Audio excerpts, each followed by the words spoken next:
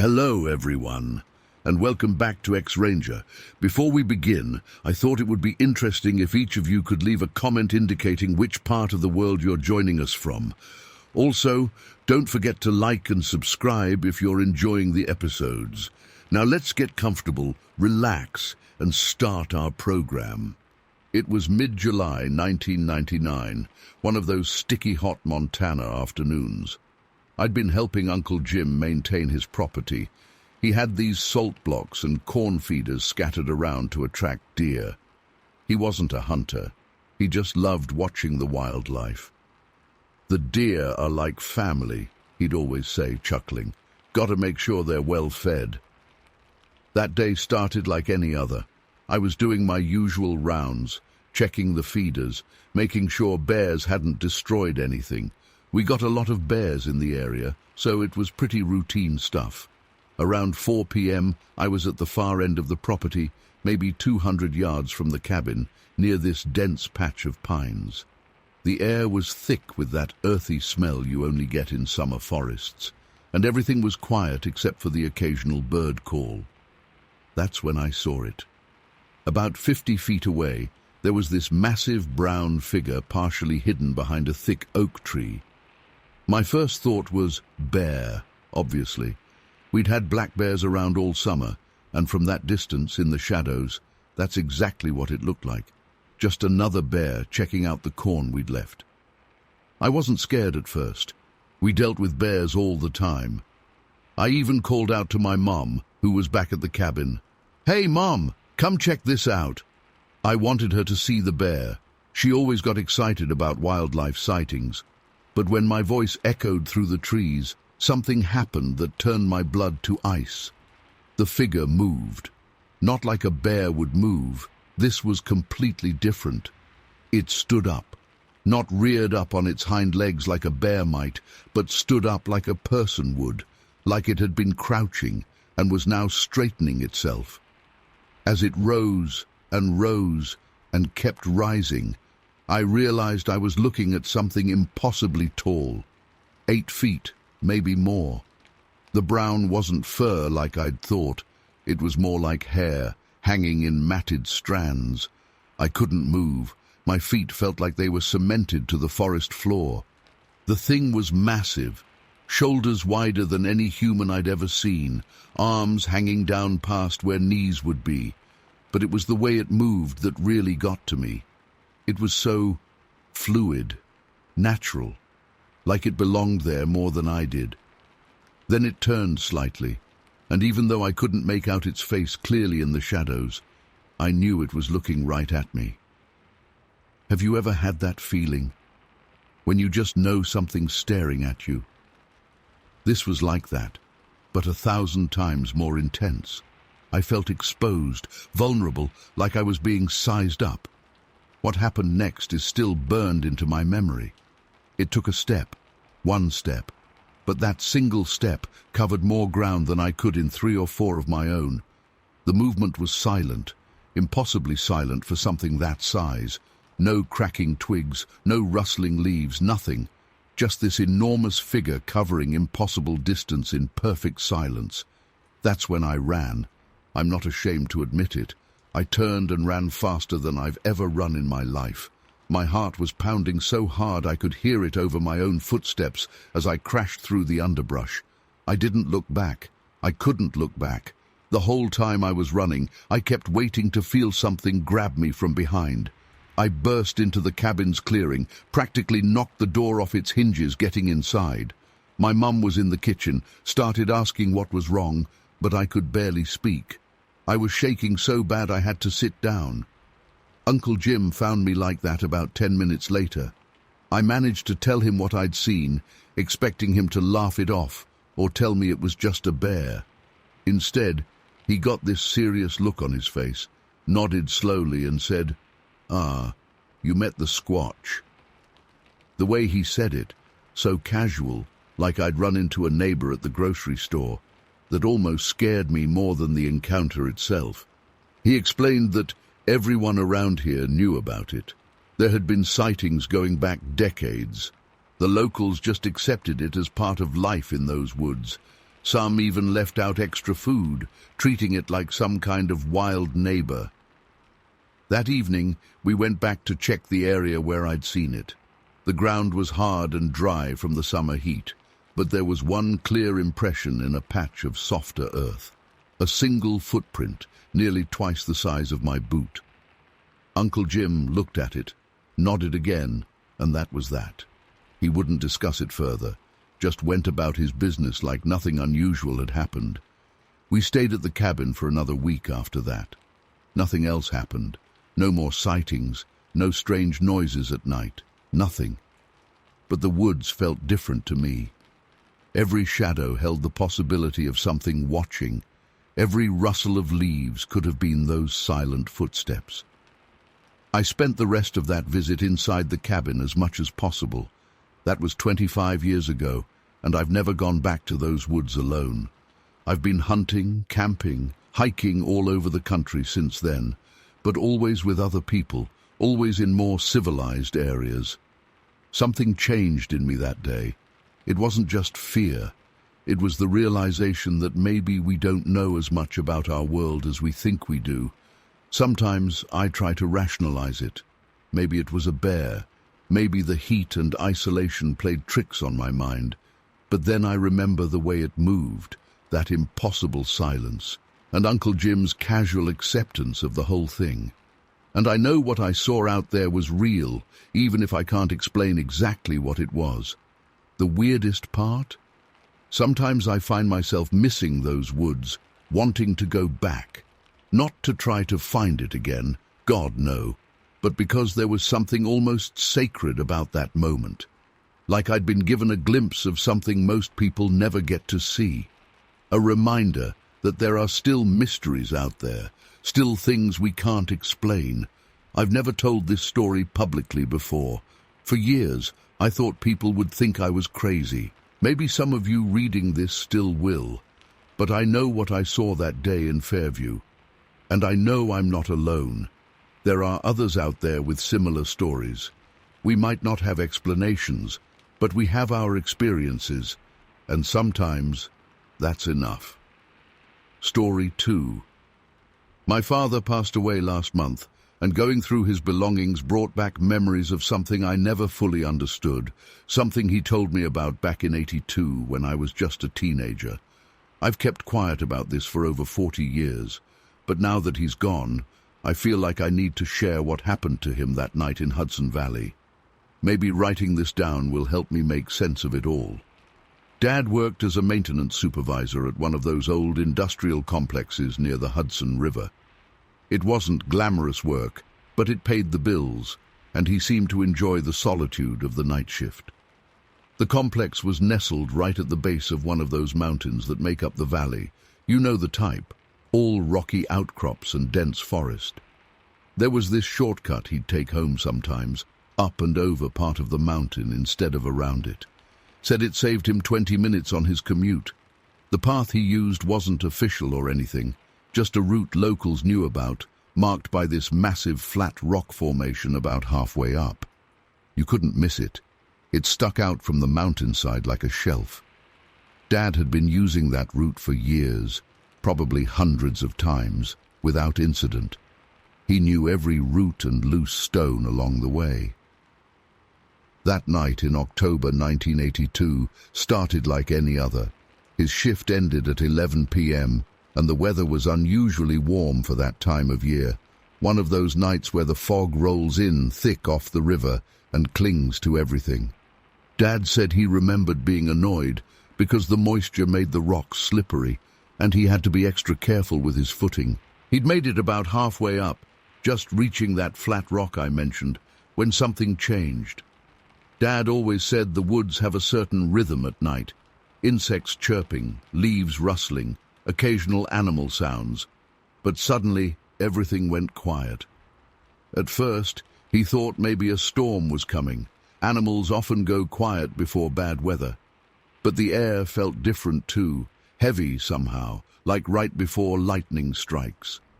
The fog was thicker up there, and his flashlight wasn't doing much good, just creating this weird glowing bubble around him that seemed to make the darkness beyond it even darker. That's when he first got the feeling something was watching him. Anyone who spent time in the woods knows that feeling, the way the hair stands up on the back of your neck, how your gut just screams at you that something isn't right. Dad said he tried to shake it off.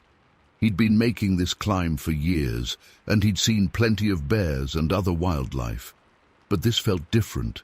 The silence was absolute now, not even the sound of leaves moving in the wind. He clicked off his flashlight for a moment, thinking maybe he'd be able to see better without the glare, and that's when he heard it. A sound like heavy breathing, but not quite right.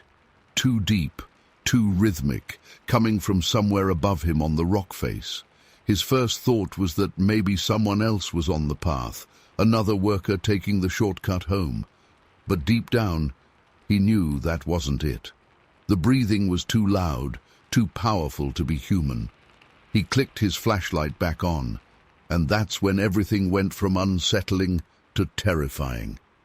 There, on the edge of the flat rock about 15 feet above him, was a shape that shouldn't have been possible.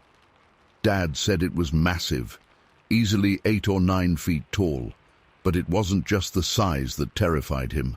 It was the way it moved. The figure was crouched at the edge of the rock, looking down at him, and even through the fog he could make out the dense, dark hair covering its body. But what struck him most were its eyes. They caught the reflection from his flashlight like a deer's eyes would, but they were positioned too high off the ground to be any animal he knew. Dad said he stood there frozen for what felt like forever, but was probably only a few seconds. The creature didn't make any aggressive moves. It just stayed there, watching him. He could hear its breathing clearly now, deep, controlled breaths that seemed to vibrate the air around him. The fog swirled around it, making it look almost unreal, but there was no doubt in his mind that what he was seeing was solid and very much alive. Then it shifted its weight, and the movement snapped Dad out of his paralysis. He said he'd never moved so fast in his life. He practically flew down that mountain, not caring about the steep drops or loose rocks. He could hear movement above him, heavy footsteps and the sound of small rocks tumbling down the slope, but he didn't look back, not once. He made it to his car in record time, hands shaking so badly he could barely get the key in the ignition. As he peeled out onto the road, he caught a glimpse of movement at the tree line in his rearview mirror, but the fog made it impossible to be sure of what he saw. When he got home that night, Mom said he was white as a sheet. She'd never seen him so shaken up. Dad wasn't the type to scare easily. He'd served in Korea, worked construction on high-rises, dealt with all sorts of dangerous situations, but whatever he encountered that night genuinely terrified him. He didn't tell anyone except Mom and me about what happened, and he never took that shortcut again. Ever. He'd drive the long way around, adding 40 minutes to his commute rather than go near that part of the mountain. When I asked him why he didn't report it or tell others, he just shook his head and said, "Some things are better left alone." The strangest part came a few weeks after the incident. Dad was reading the local paper and came across a small article about unusual animal movements in the area. Several farmers had reported their livestock acting strangely around that time, clustering together at night and refusing to go near certain parts of their pastures. There were also reports of unusual sounds echoing through the valley, deep, resonant calls that didn't match any known animal in the region. Mom confirmed all of this to me years later, after Dad had retired. She said he'd wake up sometimes in the middle of the night, especially during foggy weather, and just sit by the window staring out at the mountains. When I asked her if she believed his story, she said something I'll never forget. "Your father was many things, but he wasn't a liar, and whatever he saw that night changed him." I've spent countless hours researching similar encounters in the Hudson Valley area since then. There are more than you'd think. Dozens of reports from the 70s and 80s of similar sightings.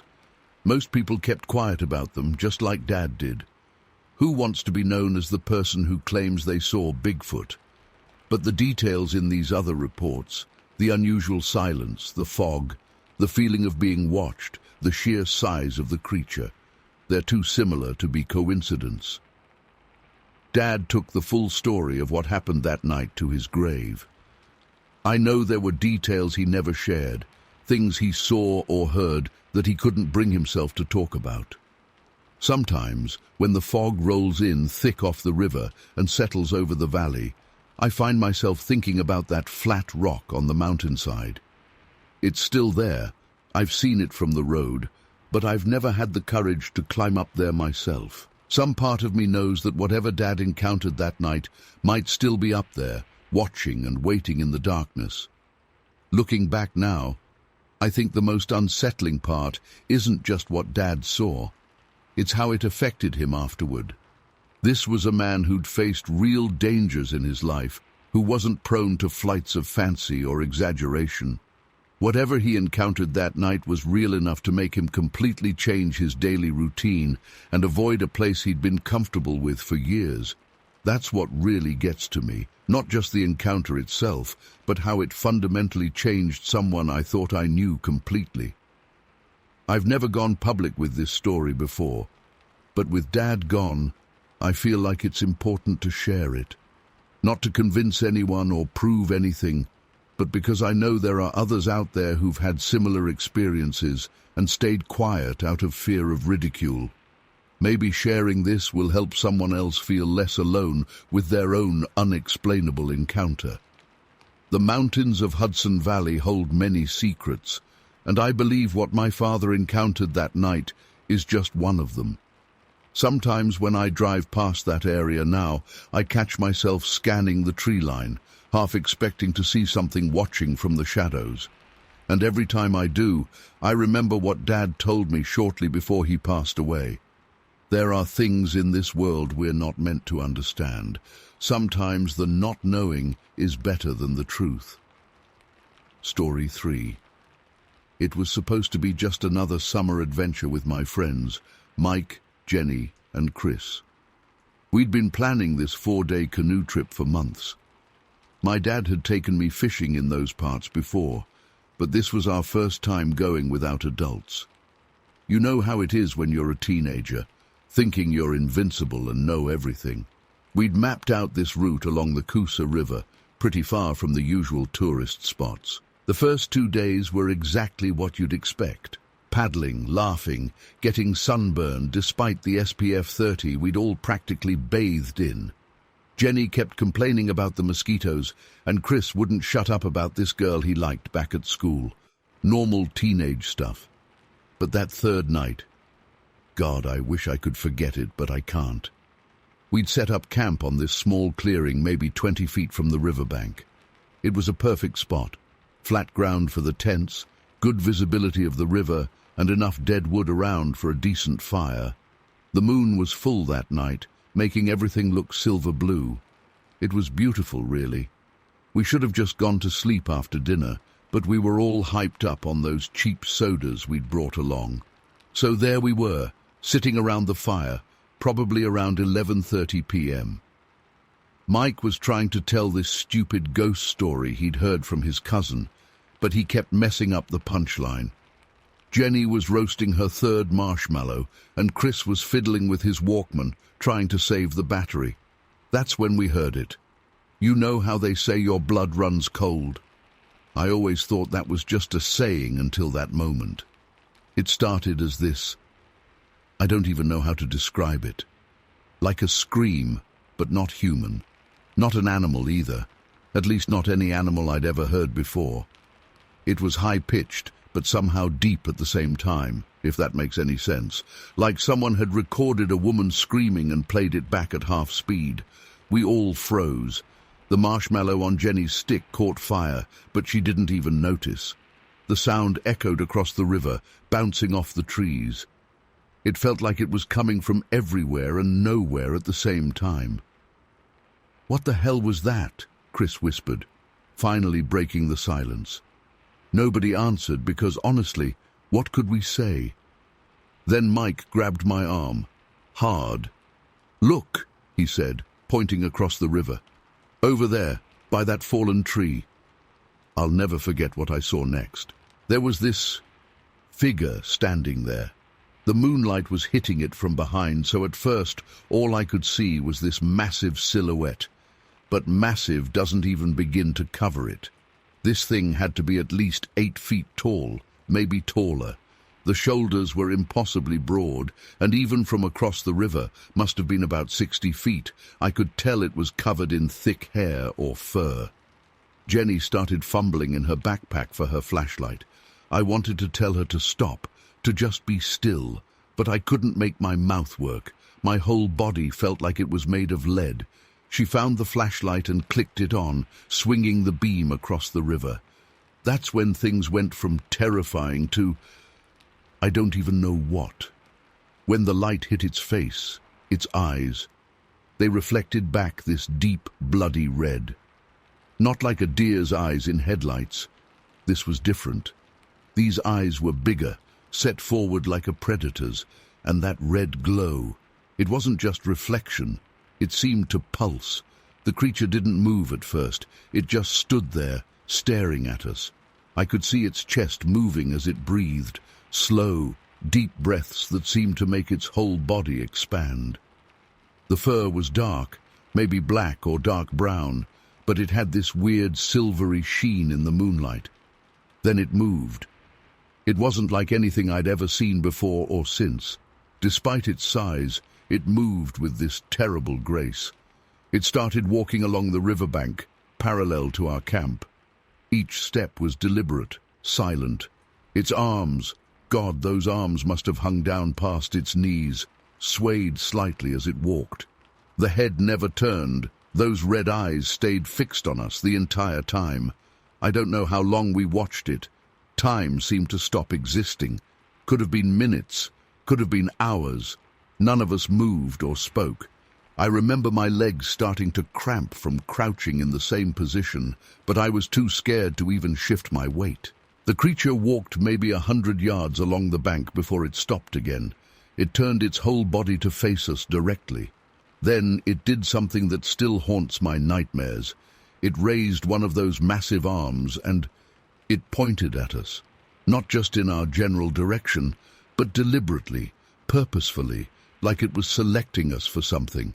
Then it just turned and walked into the tree line. No rushing, no sudden movements.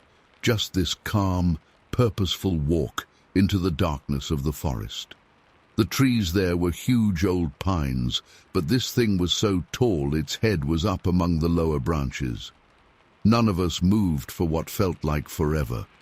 The fire had died down to almost nothing, but nobody dared to add more wood. Finally, Chris whispered, Should we pack up? Try to leave?" Jenny started crying then, these quiet, terrified sobs. Mike just kept shaking his head over and over. I was the oldest, so I guess they were looking to me for answers. But what could I say? We had no car, no way to contact anyone. This was '88, remember, no cell phones, and we were at least a day's paddle from the nearest town. Plus, the thought of trying to navigate the river in the dark, that seemed like suicide. "We stay," I finally managed to say. "We stay together, keep the fire going, and wait for dawn." None of us slept. We huddled together by the fire, jumping at every sound from the forest. The worst part was, after that initial scream, there was nothing. No howls, no breaking branches, no footsteps. Just this oppressive silence that seemed to press in on us from all sides. When the sun finally came up, we packed our stuff in record time. Nobody wanted breakfast. Nobody wanted to talk about what we'd seen. We just wanted to get the hell out of there. The paddle back was a blur. We pushed ourselves hard, probably harder than was safe. Every time we had to pass close to the shoreline, I felt my heart trying to hammer its way out of my chest. But we never saw it again, never heard another scream. We made it back to civilization late that afternoon. Our parents were worried sick. We weren't supposed to be back until the next day. We made up some story about bad weather coming in, about being worried about the river rising. They bought it, or at least pretended to. Later, when we were alone, we tried to talk about what we'd seen, but what was there to say? We all saw it. We all knew what we saw wasn't human, wasn't any known animal. But trying to put it into words, it felt impossible then, and it still does now. The four of us stayed friends through high school, but we never went camping again. Never even talked about it much after that first week. It was like we all silently agreed that discussing it would somehow make it more real. I've spent years trying to rationalize what happened that night. Maybe it was a bear standing on its hind legs. Maybe it was some kind of mass hallucination brought on by fear and exhaustion. Maybe it was just shadows playing tricks on our teenage minds. But deep down, I know better. I know what I saw. Those eyes, that deliberate pointing gesture, that wasn't any animal. And it sure as hell wasn't my imagination. I've never gone back to that part of Alabama. Haven't been camping since either. Sometimes I think about trying to find that spot again. Maybe go back with better equipment, cameras, other people. But then I remember those red eyes, that massive silhouette in the moonlight, and I know I never will. I still live in Alabama, but I stay away from the deep woods now. Sometimes, on very quiet nights, when the moon is full, I find myself straining to hear that scream again. Part of me is terrified I will, but another part knows that whatever we saw that night is still out there, still walking those remote riverbanks, still watching with those terrible red eyes. And sometimes, in my darkest moments, I wonder if it remembers us too. If somewhere in those woods, it's thinking about the 4 teenagers it terrified one summer night in 1988. If it's waiting for us to come back. I know we weren't the first to see it, and I doubt we were the last. But I've never read or heard any other accounts that match exactly what we experienced. That pointing gesture, that's what gets me. That wasn't animal behavior. That was communication. That was intelligence. These days, I have my own kids. They're teenagers now, always begging to go camping with their friends. I always find excuses to say no. How do you explain to your children that you're terrified of them experiencing what you did? How do you tell them that monsters are real, that they're out there in the woods, watching and waiting? So I keep this story to myself, most of the time. My wife knows. I had to tell her after waking up screaming from nightmares too many times. Mike moved to California years ago. Jenny's a teacher now, somewhere in Georgia. Chris. I ran into Chris at a gas station last year.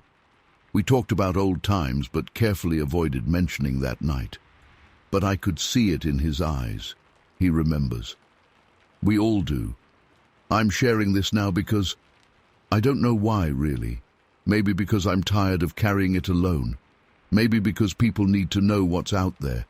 Or maybe because part of me hopes that someone else has seen it too. Seen those red eyes, seen that pointing gesture, heard that impossible scream. If you're reading this and you've seen something similar, I believe you. If you haven't, count yourself lucky. And if you're planning a camping trip anywhere near Millbrook, Alabama, maybe reconsider. Some parts of the wilderness should stay wild. Some things should stay unseen. That's all I can write for now. Even after all these years, my hands are shaking just typing this out. There's more I could say, more details I remember, but some things are better left in the past. Just remember, if you're ever out in the woods at night and you hear a scream that doesn't sound quite human, don't look for it. Don't try to find it. Just run. Run as fast and as far as you can, because sometimes the monsters from our childhood nightmares turn out to be real, and sometimes they're far worse than anything we could have imagined.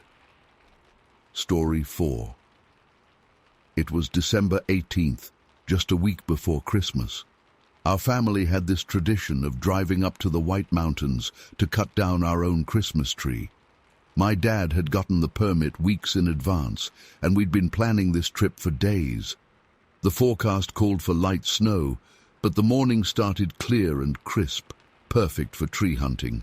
We loaded up our old Ford F-150 early that morning. My dad, Mom, younger sister Sarah in the cab, and me in the truck bed with our German Shepherd, Max. I didn't mind riding in the back. It was actually my favorite spot. The cold mountain air was refreshing, and Max was great company. He'd been with our family for 8 years at that point, and I'd never seen him act aggressive or scared of anything. The drive from Show Low into the deeper parts of the Apache Sitgreaves National Forest took about an hour. We were on this narrow Forest Service road, surrounded by thick pine forest on both sides. The elevation was getting higher, and patches of snow started appearing under the trees. The whole scene was peaceful. You know that special kind of quiet you only get in the mountains when there's snow on the ground.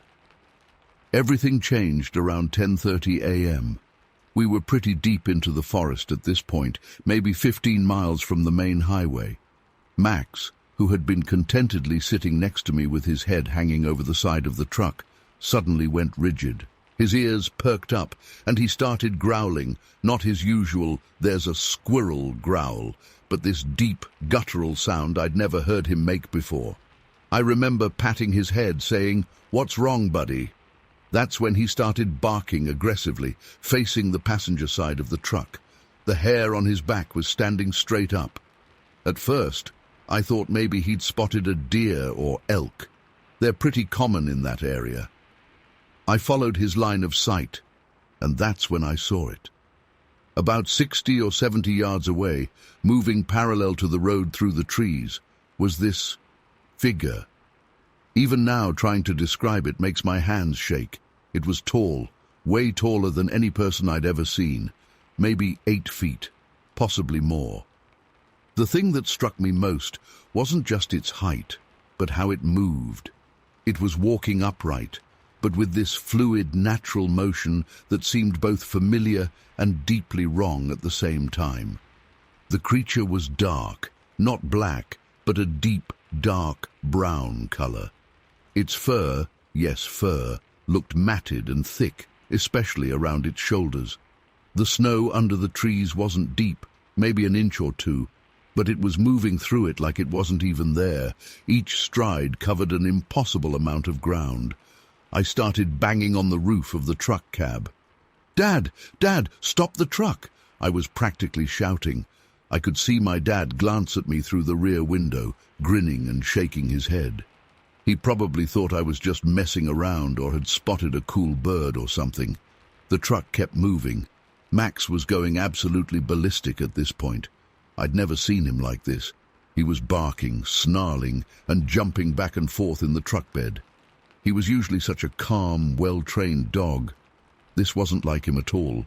The thing in the trees, I still have trouble calling it Bigfoot, even though I know that's what it must have been, was keeping pace with us. We were probably going about 20 mph on that rough road, and it was matching our speed without any apparent effort.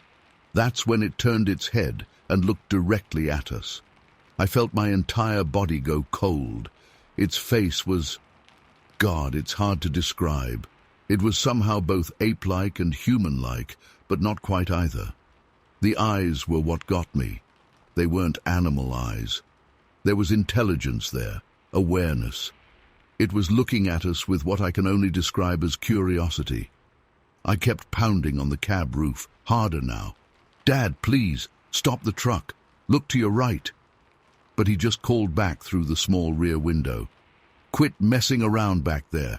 You're scaring your sister." I could see Sarah's face pressed against the passenger window, but she was looking the wrong way, towards the driver's side. The creature maintained its pace for maybe another 30 seconds, though it felt like hours. Then the road curved slightly, and there was this small hill or ridge on the right side. I watched as the thing's head disappeared behind it. The last thing I saw was its shoulders, then it was gone. Max finally stopped barking, but he remained tense and alert for the rest of the trip. He kept his eyes fixed on that side of the road, occasionally letting out low growls. I was in shock. My hands were shaking so bad I could barely hold onto the side of the truck. When we finally stopped at our usual tree hunting spot about 15 minutes later, I tried to tell my family what I'd seen. Dad just laughed and said, "Sure, buddy. Bigfoot decided to come check out our Christmas tree hunt." Mom gave me that look parents give when they think their kid is telling tales, and Sarah just rolled her eyes. But Max wouldn't leave my side the entire time we were looking for a tree. He kept scanning the tree line, his ears constantly moving, listening. We found a tree pretty quickly that year. Usually we'd spend hours looking for the perfect one, but Mom said I was spooking Sarah with my wild imagination, so we cut the first decent-looking pine we found and headed home. I rode in the cab on the way back, partly because it had started snowing, but mostly because I couldn't bear the thought of being in the truck bed again. The thing is, my dad's reaction afterward bothers me almost as much as the encounter itself. He turned it into this family joke. For years after, he'd ask me to tell the Bigfoot story at family gatherings, always with this amused look on his face. But he wasn't there in the truck bed. He didn't see what I saw. He didn't see those eyes. Max changed after that day. He became more protective, especially when we were outdoors. He'd always been a good guard dog, but now he was hyper-vigilant. If we took him hiking, he'd constantly scan the trees and sometimes just stop and stare into the forest, growling softly. He passed away in 2012, and I still wonder if he remembered that day as clearly as I do. I've never gone public with this story before. I know how it sounds. Teenager sees Bigfoot while Christmas tree hunting. It's like something out of a cheap horror movie. But I know what I saw. That creature was real, and it was intelligent. The way it moved, the way it looked at us. There was purpose there, consciousness. I've gone back to those mountains many times since then, always hoping to see something that would either confirm or deny what I saw that day. I've never seen anything like it again. Sometimes I think that makes it worse. The fact that it was this one isolated incident that I can't explain away or verify. I've looked at every photo and video claiming to show Bigfoot, hoping to see something that matches what I saw, but nothing comes close. The White Mountains are different for me now.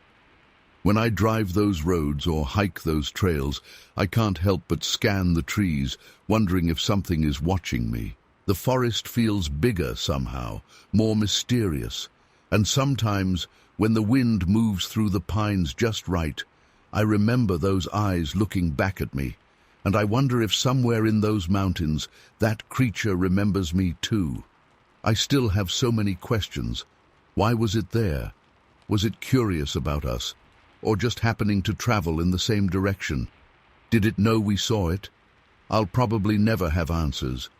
But I know what I saw that winter morning in 2005, and no amount of family jokes or skepticism will ever convince me otherwise. For those who might be wondering, yes, I've been back to that exact spot many times. I've walked that section of Forest Service Road, trying to rationalize what I saw. Could it have been a bear? No. Bears don't walk upright for that long, and they don't move like that. A person in a suit, at that elevation, in those temperatures, miles from any parking area or campground, and no costume could replicate that fluid, natural movement I witnessed. The encounter lasted maybe 2 minutes total, but it changed how I see the world. There are things out there we don't understand, things that don't fit into our neat categories of what should or shouldn't exist. I'm not asking anyone to believe me. Hell, sometimes I still have trouble believing it myself. But I know what I saw that day, and I know that somewhere in the White Mountains of Arizona, there are secrets that science hasn't explained yet. These days, when I hear other people's stories about unexplained encounters in those mountains, I don't laugh. I don't dismiss them. I just listen, because I know that sometimes the most unbelievable stories are the ones we need to pay attention to the most. Story 5. It was late October 2011, probably one of the hardest times of my life. My grandfather had just passed away after battling cancer, and I was completely devastated. He was more than just a grandfather to me. He'd taught me everything I knew about foraging, mushroom hunting, and surviving in the woods. Every weekend when I was growing up, we'd go hiking together in the forests around Western Mass, and he'd show me which mushrooms were safe to eat and which ones to avoid. After his funeral, I couldn't handle being around all the relatives and their sympathy. I needed some space to process everything. So I decided to do what my grandfather and I always did together. I grabbed my mushroom collecting gear and headed out to our favorite spot in the woods near Mount Greylock. It was about 2 p.m. when I parked my car at the trailhead. The weather was typical for late October, overcast, slightly chilly, maybe around 50 degrees. I remember wearing my favorite brown jacket, the one my grandfather had given me for my birthday the year before. The trail we usually took wasn't anything special, just an old logging road that hadn't been used in years. But it was perfect for mushroom hunting because of all the rotting logs and rich soil. I'd been walking for maybe 45 minutes, already having collected a decent amount of honey mushrooms, when I first noticed something was off. You know that feeling when the woods just go quiet, like unnaturally quiet? That's what happened. I'd been so focused on looking for mushrooms that I hadn't noticed at first, but when I stopped to take a drink from my water bottle, it hit me. There were no bird sounds, no squirrels, nothing. Just this heavy silence that seemed to press down on my ears. That's when I heard it. This weird knocking sound coming from deeper in the woods, maybe 100 yards away. At first I thought it might be a woodpecker, but the rhythm was all wrong. It was more like someone taking a baseball bat and hitting a tree. Knock, knock, knock, with about 3 to 4 seconds between each hit. The sound was deep and resonant, not sharp like a woodpecker. I stood there frozen, just listening. The knocking continued for maybe a minute, then stopped. My grandfather had told me stories about strange things in these woods, but I'd always brushed them off as tall tales. Now, standing there alone, those stories didn't seem so ridiculous anymore. I don't know what possessed me, but I did something really stupid. I whistled. Not a loud whistle, just a simple 2-note tune like you'd use to call a dog. The woods went even quieter, if that was possible. Then, about 10 seconds later, I heard it. A low, soft whistle coming from roughly the same direction as the knocking. But this whistle, it wasn't like mine. It was deeper, more guttural, like someone trying to whistle with a mouthful of marbles. My heart was pounding so hard I could feel it in my throat. I knew I should probably just turn around and head back to my car, but curiosity got the better of me. "Hello?" I called out, not too loud, but loud enough that anyone nearby would hear me. That's when everything went to hell. The sound that came next is something I'll never forget as long as I live. It was like something, running through the underbrush, but the speed was all wrong. I've heard deer running. I've heard bears. This was different. The footfalls were heavy, really heavy, and they were coming 2 at a time, like something running on 2 legs. The spacing between the steps was too long for a person, and the speed. God, the speed. Whatever it was covering ground faster than any human could possibly run through dense forest, and it was heading straight toward me. I dropped my mushroom basket and ran. I'm not ashamed to admit it, I ran like hell. But here's the thing that still haunts me. I'm a pretty good runner. I do trail running as a hobby, and I know these woods like the back of my hand. But whatever was behind me was gaining ground. Fast. The footsteps were getting closer, and they were heavy. Each impact shook the ground enough that I could feel it through my boots. Based on the sound and the impact, whatever was chasing me had to weigh at least 250 pounds, probably more. I could hear branches snapping behind me, not like when you or I run through woods and kind of push through the smaller branches. These were big branches, the kind that take real force to break. The sound was like somebody snapping baseball bats in half, one after another. Then came the smell. If you've ever been near a really wet dog mixed with something rotting, you might have an idea, but this was worse. It was this overwhelming, musky odor that seemed to fill the whole forest. It was so strong it made my eyes water. I made the mistake of looking over my shoulder while running. Through the trees, maybe 40 yards behind me, I saw something that my brain still has trouble processing. It was tall, way too tall to be a person. And it was dark, but not black. More like a dirty, reddish-brown color. The thing that really got me, though, was how it moved. It wasn't just running, it was like gliding through the forest. Its arms were long, too long, and it was using them to grab trees and practically swing itself forward, using the momentum to cover more ground. That's when I tripped. My foot caught on a root or something, and I went down hard. I scraped my hands pretty bad on the ground, and my knee hit a rock. The pain was intense, but the adrenaline was pumping so hard I barely noticed. I scrambled behind a large oak tree, pressed my back against it, and held my breath. The footsteps slowed. I could hear whatever it was walking now, circling around the area where I was hiding. The breathing. God, the breathing. It was deep and rhythmic, like someone breathing through a long tube. Every few seconds, there would be this weird clicking sound, almost like someone clacking their teeth together. I stayed absolutely still, trying not to make a sound. My heart was pounding so hard I was sure it could hear it. The thing kept circling, getting closer, then further away, then closer again. This went on for what felt like hours, but was probably only 15-20 minutes. Then something happened that I still can't explain.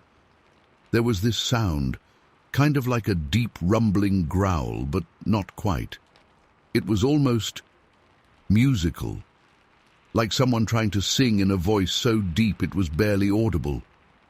After that, the footsteps started moving away, getting fainter and fainter until they disappeared completely. I stayed behind that tree for at least another hour, too terrified to move. When I finally got up, my legs were shaking so bad I could barely walk. The sun was starting to set, and I knew I needed to get out of there fast. As I made my way back to my car, I noticed something strange. There were broken branches everywhere along the path where the thing had chased me. Not small branches either, but thick ones, the kind that would take significant force to break. And the weird thing was, they weren't broken downward, like something had pushed through them. They were broken upward, like something had deliberately snapped them. I finally made it back to my car, just as it was getting dark. My hands were bleeding from the fall, my clothes were covered in dirt, and I'd lost my mushroom basket somewhere in the woods. But I was alive. Here's the thing that really gets me. When I got home and cleaned up, I noticed these weird marks on my jacket. They looked like oil stains, but they had this strange pattern to them, almost like fingerprints but much larger. The jacket still smells funny to this day, even after countless washes. That musky, wet dog smell never completely went away. I've never gone back to that specific trail, and I haven't gone mushroom hunting alone since then. I've tried to rationalize what happened. Maybe it was a bear. Maybe I was just emotional because of my grandfather's death and imagined things being worse than they were. But I know what I saw. I know what I heard. And I know that whatever was in those woods that day wasn't anything that's supposed to exist. Sometimes when I'm lying in bed at night, I can still hear that weird musical growl in my head. And occasionally, when the wind blows just right, I catch a whiff of that same musky smell, and my heart starts racing all over again. I've never told this story to anyone before. My family would probably think I was crazy, and my friends would just laugh it off. But I know what I experienced that day was real. Whatever it was intelligent enough to respond to my whistle, strong enough to break thick branches like twigs, and fast enough to nearly catch someone who runs trails regularly. The weirdest part? A week after it happened, I drove past the trailhead out of curiosity. Right at the entrance to the trail, there was a pile of honey mushrooms, the exact same kind I'd been collecting that day, neatly stacked on a log. They looked fresh, like they'd been placed there recently. I didn't stop. I didn't get out of my car. I just drove away, and I've never been back since. I still think about my grandfather sometimes, and I wonder if he ever encountered anything similar during all his years in those woods. If he did, he never told me about it. But now I understand why he always insisted we go mushroom hunting together, never alone. Maybe he was trying to protect me from whatever's out there in the western Massachusetts forests, just waiting for someone to whistle back. Story 6. The camp itself was pretty basic, just a few wooden cabins scattered through a pine forest. Our cabin was this weathered structure with windows on both the front and back, which I never thought would become such a terrifying feature later that night. The thing that still bothers me is that there wasn't any proper lock on the door, just a simple latch that wouldn't stop anything determined from getting in. That particular night, we had 8 boys in our cabin, including myself and my best friend Mike. The rest were younger scouts, probably around 12 years old. Our scoutmaster, Mr. Thompson, was staying in another cabin about 100 yards away with the other adult leaders. Looking back, that distance feels like it might as well have been miles. Everything was normal until about midnight. 2 of the younger scouts, Tommy and James, needed to use the bathroom. The bathhouse was maybe 50 yards from our cabin, and usually it wasn't a big deal. I remember checking my watch. It was 11:57 p.m. exactly. I told them to hurry back and watched from the doorway as their flashlight beams bounced through the darkness. I was sitting on my bunk, trying to read a comic book with my flashlight, when I heard the first scream. It wasn't like a playful scream or someone messing around. It was pure terror. My blood went cold instantly. Then came the sound of footsteps, not just running, but absolutely sprinting toward the cabin. Tommy and James burst through the door, both hyperventilating and white as sheets. James was crying, and Tommy was trying to speak but couldn't get the words out. The other boys woke up from the commotion, and I tried to calm everyone down while figuring out what happened. "There's something out there," Tommy finally managed to choke out. His voice was trembling so bad I could barely understand him. "It was huge, like... James cut in, still sobbing. "It looked like a cat, but it was standing up. It was taller than Mr. Thompson." I thought they were just scared of shadows, or letting their imagination run wild. But then we heard it, this deep, guttural sound that was somewhere between a mountain lion's scream and a human moan. It made every hair on my body stand up. This wasn't a normal animal sound. It wasn't like anything I'd ever heard before or since. The younger scouts started panicking. Mike, who was always the level-headed one, jumped up and helped me push our heavy wooden table against the door. We didn't have time to think about whether it would help. We just knew we needed to do something. That's when we saw the eyes. They appeared at the back window first, 2 huge reflective orbs about 6 feet off the ground. They had this weird yellowish-green glow, like a cat's eyes, but much bigger. The light from our flashlights caught them, and I'll never forget how they seemed to shine with their own internal light. The creature moved to the front window next, and that's when I got my first real look at it. The memory is burned into my brain. It was tall, maybe 6 feet or more, and was covered in dark, matted fur. But what really messed me up was how it moved. It was walking on its back legs, but not like a person. Its movements were fluid but wrong, like it wasn't meant to walk that way but had learned how. Its face, God, its face. It was distinctly feline, but stretched and distorted in ways that made it look almost human-like. The mouth was full of teeth that gleamed in our flashlight beams, and its nose was wide and flat like a cat's, but the proportions were all wrong. We were all frozen in terror. One of the younger scouts started crying, and another was praying under his breath. I wanted to run to get Mr. Thompson, but I knew we couldn't leave the cabin. The creature was right outside, and it kept circling, moving from window to window. Sometimes it would disappear for a few moments, and those were almost worse because we didn't know where it was. It started making these horrible sounds, not just the screaming anymore, but low growls and something that sounded almost like words, but not quite. The noises seemed to come from different directions, and for a terrifying moment, we thought there might be more than one.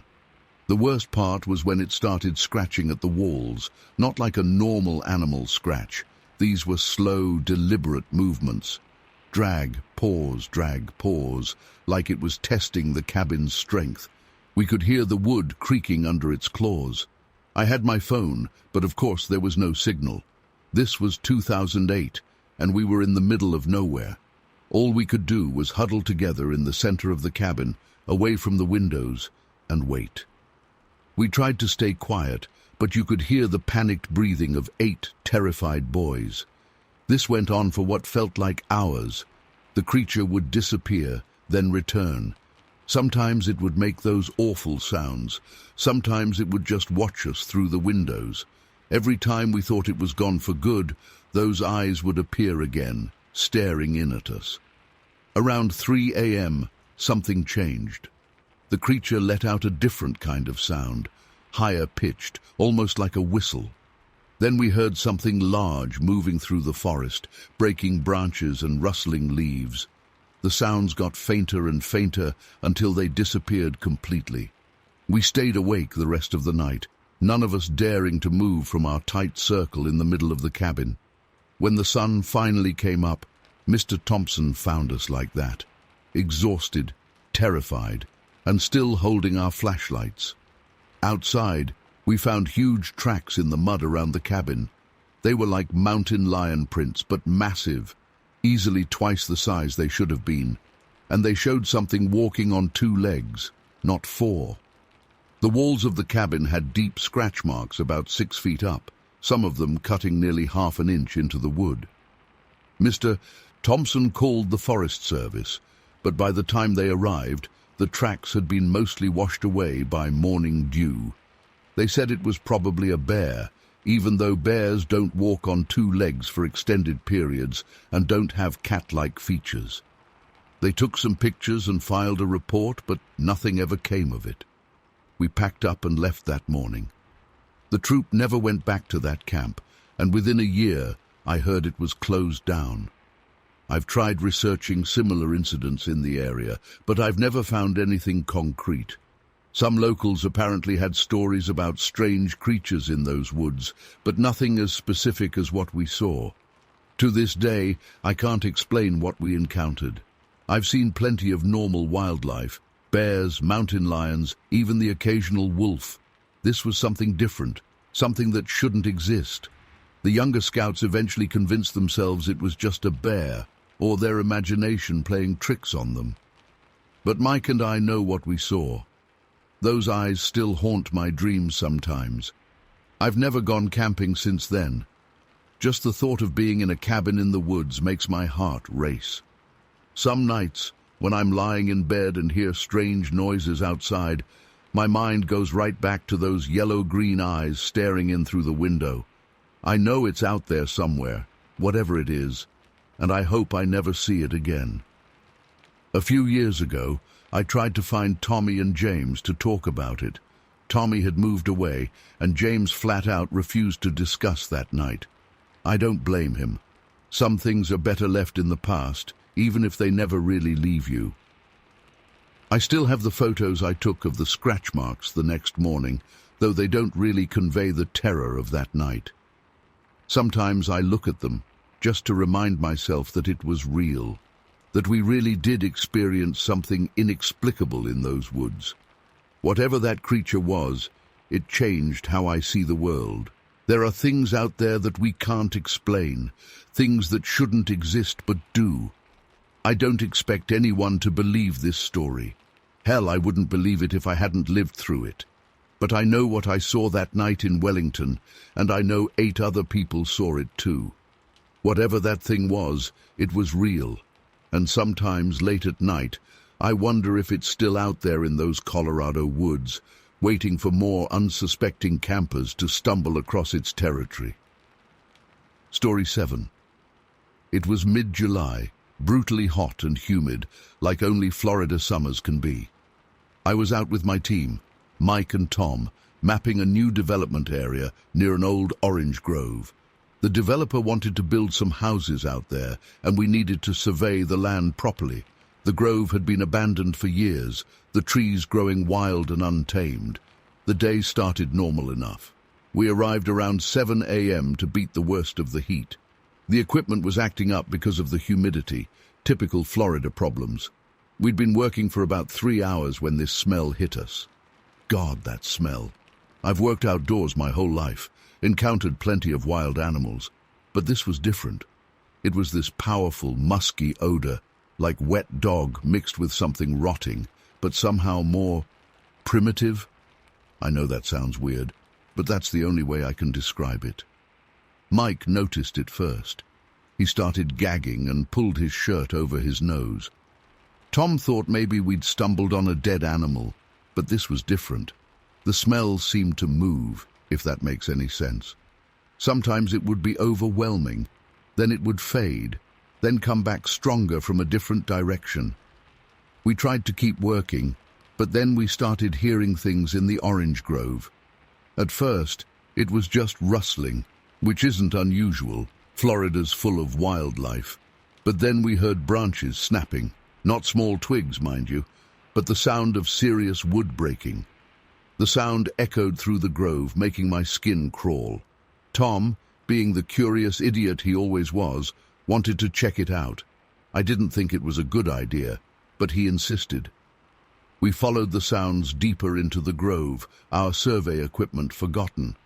The smell got stronger as we went, making my eyes water. The grove was dense, the trees planted close together, their branches creating this twisted canopy above us that blocked most of the sunlight. That's when we found the broken branch. It wasn't just broken, it was completely twisted off a fully mature orange tree. The branch was thick, about 10 inches in diameter. Now, I know what damage bears can do, but this was different. The break wasn't clean or chewed. It was literally twisted, like someone had grabbed it and wrung it like a wet towel. The raw wood was still oozing sap, so it had happened recently. Mike wanted to leave right then. I agreed, but Tom was still adamant about investigating. We argued for a bit, and that's when we heard it. A deep, rumbling sound, almost like a growl but lower, more in your chest than in your ears. It seemed to come from everywhere and nowhere at once. We got out of there fast, practically running back to our truck. We called it a day and went home, but I couldn't shake the feeling that we were being watched. That night, I barely slept. The next morning, against my better judgment, I went back. I know, stupid, right? But I had to know. I arrived early, just as the sun was rising. The smell was still there, but fainter. I followed it, this time heading away from the grove toward a more wooded area. After about a mile of walking, I found it, a cave entrance I'd never noticed before, and I'd been working this area for months. The cave opening was huge, about 10 feet across. The smell coming from inside was overwhelming, worse than yesterday. Around the entrance, I found bones, lots of them. Most looked like deer and wild boar, but some I couldn't identify. They were scattered everywhere, some fresh, some old and weathered. I didn't go inside, I'm not that crazy. But standing there looking into that dark opening, I heard something move deep within, the sound of rocks shifting, something large moving in the darkness. That same deep, chest-rumbling growl from yesterday echoed out of the cave. I ran faster than I've ever run in my life. When I got back to my truck, my clothes were soaked with sweat, and my heart was pounding so hard I thought it might burst. I drove straight to the sheriff's office and reported what I'd found. They sent a couple of deputies out to investigate, but by the time they got there, the cave entrance had collapsed. They said it must have been an old limestone sinkhole that finally gave way. But here's the thing. I know what I saw. That cave entrance wasn't natural. The edges were too regular, too purposeful. And those bones. I've been a hunter all my life, and I've never seen anything tear apart prey like that. The development project was eventually abandoned. The official reason was unstable ground due to sinkholes, but I know the real story. Sometimes I drive out that way just to look. The orange grove is gone now, replaced by newer developments, but that section where we found the cave remains undeveloped. The locals say nothing grows there anymore. I've never gone back to that specific spot. Some things are better left alone. I've read about other sightings in Florida over the years, similar stories about smells and broken trees. I never report them or comment on them, but sometimes when I read these accounts, I catch myself touching the cross I've worn around my neck ever since that day. I don't know what we encountered out there in Davie. I don't want to know. But whatever it wasn't natural, and it wasn't anything known to science. The worst part, sometimes, on very quiet nights, when the air is still and heavy like it was that day, I swear I can still smell that distinctive musk on the breeze, even though I'm miles away now. And when that happens, I make sure all my doors and windows are locked, and I don't go outside until morning. Story 8. My wife Sarah and I had been planning this camping trip for months. Our daughter Emma, who's 14, was going through that typical teenage phase where everything her parents suggested was lame, but we managed to convince her by letting her bring her best friend Madison along. We're experienced campers. We do this sort of thing a few times every summer, but nothing could have prepared us for what happened that weekend. We arrived at Mount Rainier on a Friday afternoon in late July. The weather was perfect, mid-70s, clear skies, just a light breeze. We found this beautiful spot about a mile off the main trail, far enough to feel secluded but not so remote that it felt unsafe. There was a small creek about 200 yards from our campsite, and the surrounding forest was thick with towering Douglas firs and western red cedars. The girls set up their tent about 30 feet from ours, and we spent the afternoon setting up camp, gathering firewood, and getting everything organized. The first strange thing I noticed was how quiet it got as evening approached. I mean, these woods are usually alive with sound, birds, squirrels, the wind in the trees, but around sunset everything just stopped. At first I didn't think much of it. Sometimes animals go quiet when larger predators are around, and that's normal in these parts. But this silence felt different, heavy, like the forest was holding its breath. We had dinner around the campfire, hot dogs and s'mores, typical camping fare. The girls were actually having fun, taking silly photos and telling ghost stories. Everything felt normal until about 10:30 p.m. when Sarah said she heard something that sounded like women singing. I didn't hear it at first, but then it came again, this soft, almost melodic sound floating through the trees. It wasn't quite singing, but it wasn't quite speaking either. The girls heard it too and stopped their conversation mid-sentence. "Dad, what is that?" Emma asked, and I could hear the edge in her voice. I tried to play it cool, saying it was probably just the wind or maybe some other campers in the distance, but I knew that wasn't right. The sound was too strange, too otherworldly. Then we heard the first branch snap. It came from behind our tents, maybe 50 yards into the woods. Not the small crack of a twig under a deer's hoof, but the sharp, explosive crack of a massive branch being broken.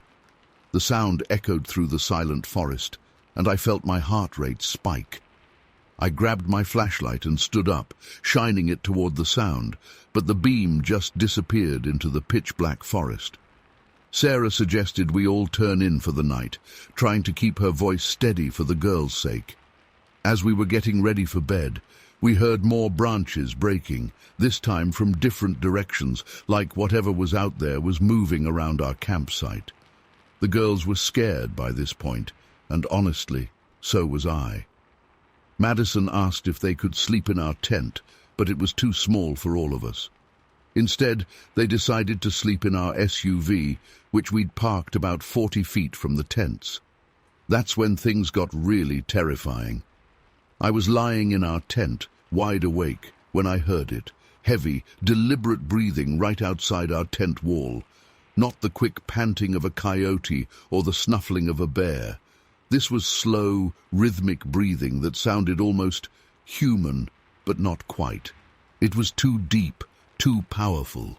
Sarah grabbed my arm so tight it left marks. We lay there, completely still, barely breathing ourselves, as whatever it was moved slowly around our tent. Then came the huffing sound. It's hard to describe, but imagine the loudest, most powerful exhale you've ever heard, like something massive clearing its airways. The sound was so forceful it made the tent wall vibrate. I could smell something too, a powerful, musky odor that made my eyes water. It was like wet dog mixed with rotting vegetation, but far more pungent than anything I'd ever encountered. We stayed frozen like that for what felt like hours. Eventually, the breathing moved away, and the smell gradually dissipated. Neither of us slept a wink that night. We just lay there, listening to every sound, wondering if it would come back. When the first light of dawn finally came, I unzipped the tent and stepped out. The morning was eerily normal. Birds were chirping, squirrels were scampering around. But then I saw something that made my blood run cold. The girls' tent, which they hadn't slept in, was unzipped and wide open. I know for a fact it had been zipped shut the night before. I'd checked it myself when the girls decided to sleep in the car. But that wasn't the worst part.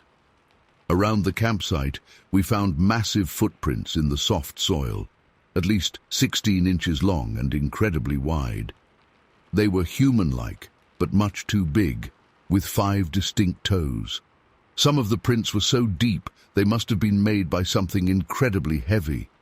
There were broken branches scattered around, not small twigs, but thick branches that would take significant strength to snap. The girls were understandably shaken when they woke up.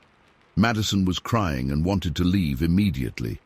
We started packing up camp as fast as we could, but Sarah insisted we document everything first. She took photos of the footprints and the broken branches with her phone. Looking at those photos now, they don't do justice to how terrifying it all was in person. But the thing that happened just before we left, that's what still haunts me the most. We were almost finished packing when we heard it. A scream from the direction of the creek that made every hair on my body stand on end. It started as something almost human, but rose into something else entirely. A howl that was deeper and more powerful than anything I've ever heard. It echoed off the mountains, seeming to come from everywhere at once. Then came the tree knocks, loud, deliberate banging sounds, like someone hitting trees with baseball bats, but much more powerful. They came in a pattern: 3 quick knocks, pause, 2 knocks, pause, 3 knocks again. We threw the last of our gear in the car and got out of there as fast as we could. The whole drive home, nobody said a word. What could we say? How do you process something like that? I've spent months researching what happened to us. I've read about other encounters in the Mount Rainier area, about the long history of strange sightings in those woods. Some people say it was probably just bears or other wildlife, but I know what bear encounters are like. This was something else entirely. The strange thing is, after that morning, the experience just stopped.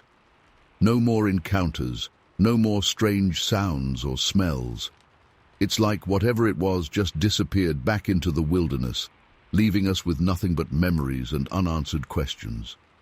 The photos of the footprints came out blurry, of course they did, and the whole thing sounds crazy when I try to tell it to anyone who wasn't there. But I know what we experienced. I know what we heard, what we smelled, what we saw. Those weren't normal animal sounds. That wasn't a normal animal smell. And those footprints, they weren't made by anything I can explain. We haven't been camping since then. Emma refuses to even talk about it anymore. Sarah says she sometimes still hears those knocks in her dreams. As for me, I can't shake the feeling that we were being watched, studied even, by something intelligent, something that wanted us to know it was there but chose not to reveal itself fully. I don't know what was out there in the Mount Rainier wilderness that night, but I do know that there are things in this world that we can't explain, things that defy our understanding of what's possible. And sometimes those things make themselves known in ways that leave you questioning everything you thought you knew about reality. The forest holds secrets. That's the one thing I'm sure of now, and some of those secrets might be better left undisturbed. Story 9. What happened to my family in Fairplay, Colorado back in '95 still haunts me to this day. I was 35 then, married with 2 kids, Tommy, 8, and Sarah, 6. We'd just bought this cabin as a weekend getaway, nothing fancy, but it was our little slice of paradise, or so we thought. It was early October, and we were spending a long weekend there.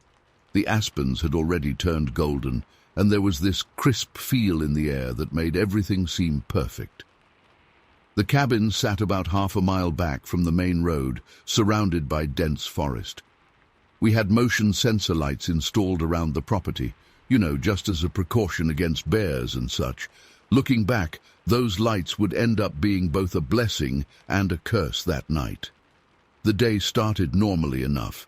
The kids were playing in the yard while my wife Linda was reading on the deck. I was inside getting dinner ready.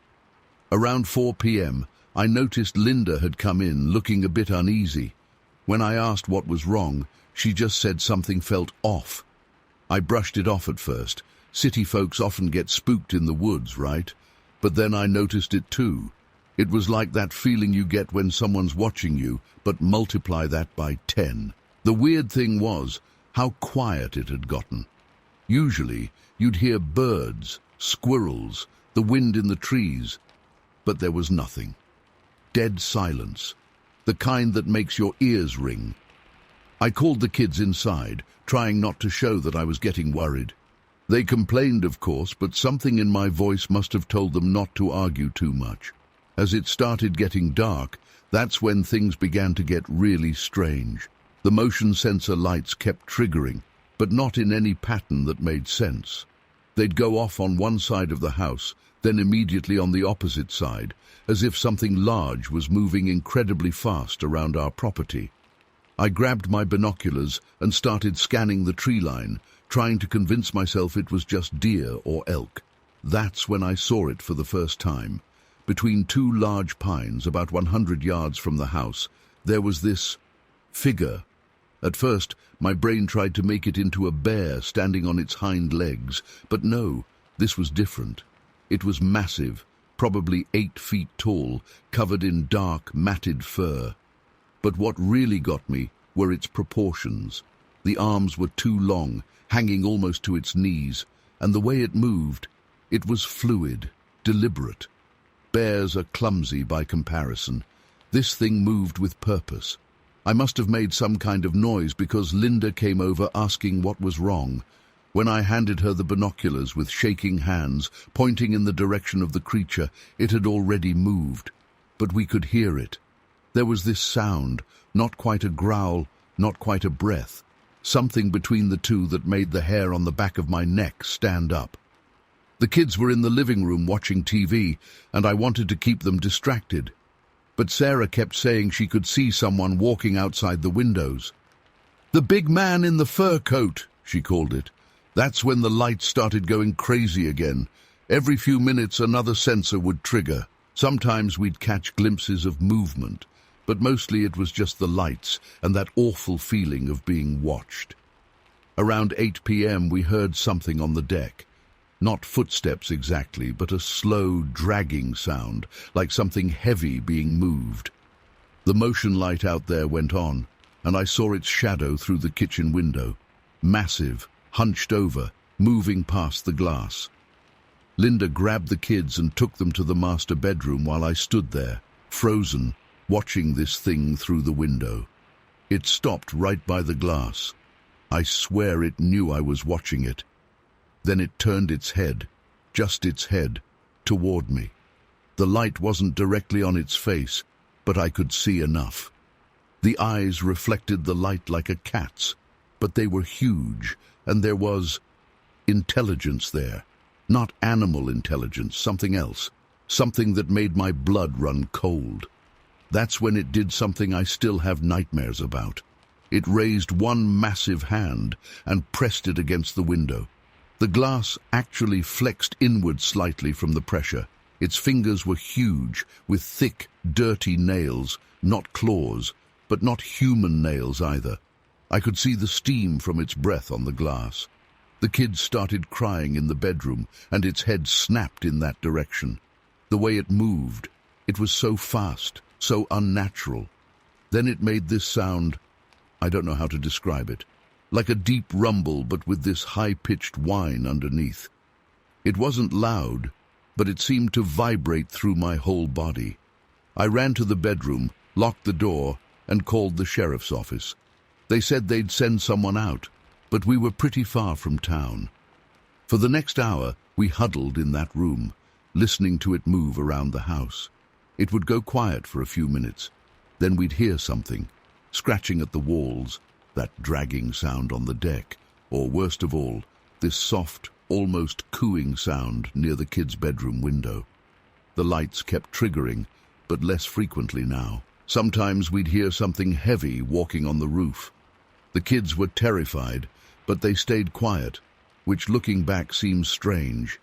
It's like they instinctively knew that making noise would make things worse. Around 10 p.m., a police car finally pulled up. As soon as we heard the engine, everything went quiet. The deputy did a walk around the property with his flashlight, but said he didn't see anything except some strange prints in the soft dirt by the deck. He said they were probably bear tracks, distorted by the rain we'd had earlier in the week. But I saw those prints the next morning. They were huge, yes, but they weren't bear tracks. They were feet, human-like feet, but at least 18 inches long. And the stance was all wrong for a bear. The stride length was enormous, and they showed whatever made them was walking on 2 legs. We packed up and left first thing in the morning. The kids were begging to go home anyway.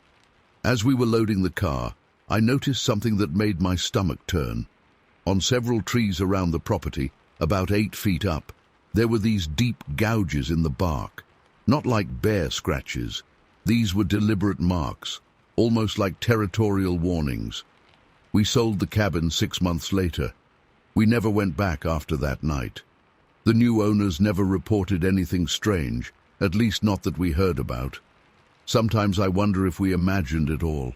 But then I remember those eyes looking at me through the window, that hand pressing against the glass, and I know it was real. I've read about other Bigfoot sightings since then, but none of them quite match what we experienced. This wasn't just some animal in the woods. Whatever was out there that night was intelligent, curious, and most terrifyingly, it seemed particularly interested in our children. To this day, I can't shake the feeling that if we hadn't stayed in that bedroom, if the deputy hadn't shown up when he did, I don't even want to think about what might have happened. I still go camping and hiking, but never in that part of Colorado. And I never, ever go into the woods at night anymore. Some people say Bigfoot is just a myth, a legend, but I know what I saw. Whatever it was real, and it was far more intelligent and more dangerous than any of the stories would have you believe. The strangest part? Every now and then, my daughter, who's 34 now, still wakes up from nightmares about the big man in the fur coat. She says she can still hear that cooing sound it made outside her window. Some things you just never forget, no matter how much you want to. Story 10. It was early October, and the aspens were showing off their golden colors. My dad had gotten a good deal on this cabin. Probably too good, I realize now. The previous owners had moved out suddenly, but we didn't think much of it at the time. The cabin itself was pretty nice. 2 stories, lots of windows, and this weird decorative glass block wall in the bathroom that my mum absolutely loved. The whole back of the house faced the forest, with these huge floor-to-ceiling windows that gave you an amazing view of the wilderness. That night started like any other. Mom was making dinner, Dad was watching TV, and I was doing homework at the kitchen table. We'd been there about 2 weeks, and everything had been perfectly normal up until then. The first weird thing I noticed was our motion sensor lights kept going off. At first, we ignored it. Probably just deer or elk, right? That's what we told ourselves. But after the 5th or 6th time, my dad got annoyed and went to check it out. He came back inside looking puzzled. "Nothing out there," he said, but I could tell something was bothering him. The lights kept triggering every few minutes, and each time, that harsh fluorescent glow would flood our backyard, making the forest beyond look even darker by comparison. Around 8 p.m., I went upstairs to my room to play some video games. My room had this perfect view of the forest, and I'd often spend hours just watching the wildlife. That's when I noticed something odd about the tree line. You know when you're looking at something in the dark and your eyes play tricks on you? It was like that, except it wasn't my eyes playing tricks. Something was moving out there. I grabbed my dad's binoculars from his study, he was big into bird watching, and focused on the spot where I'd seen the movement.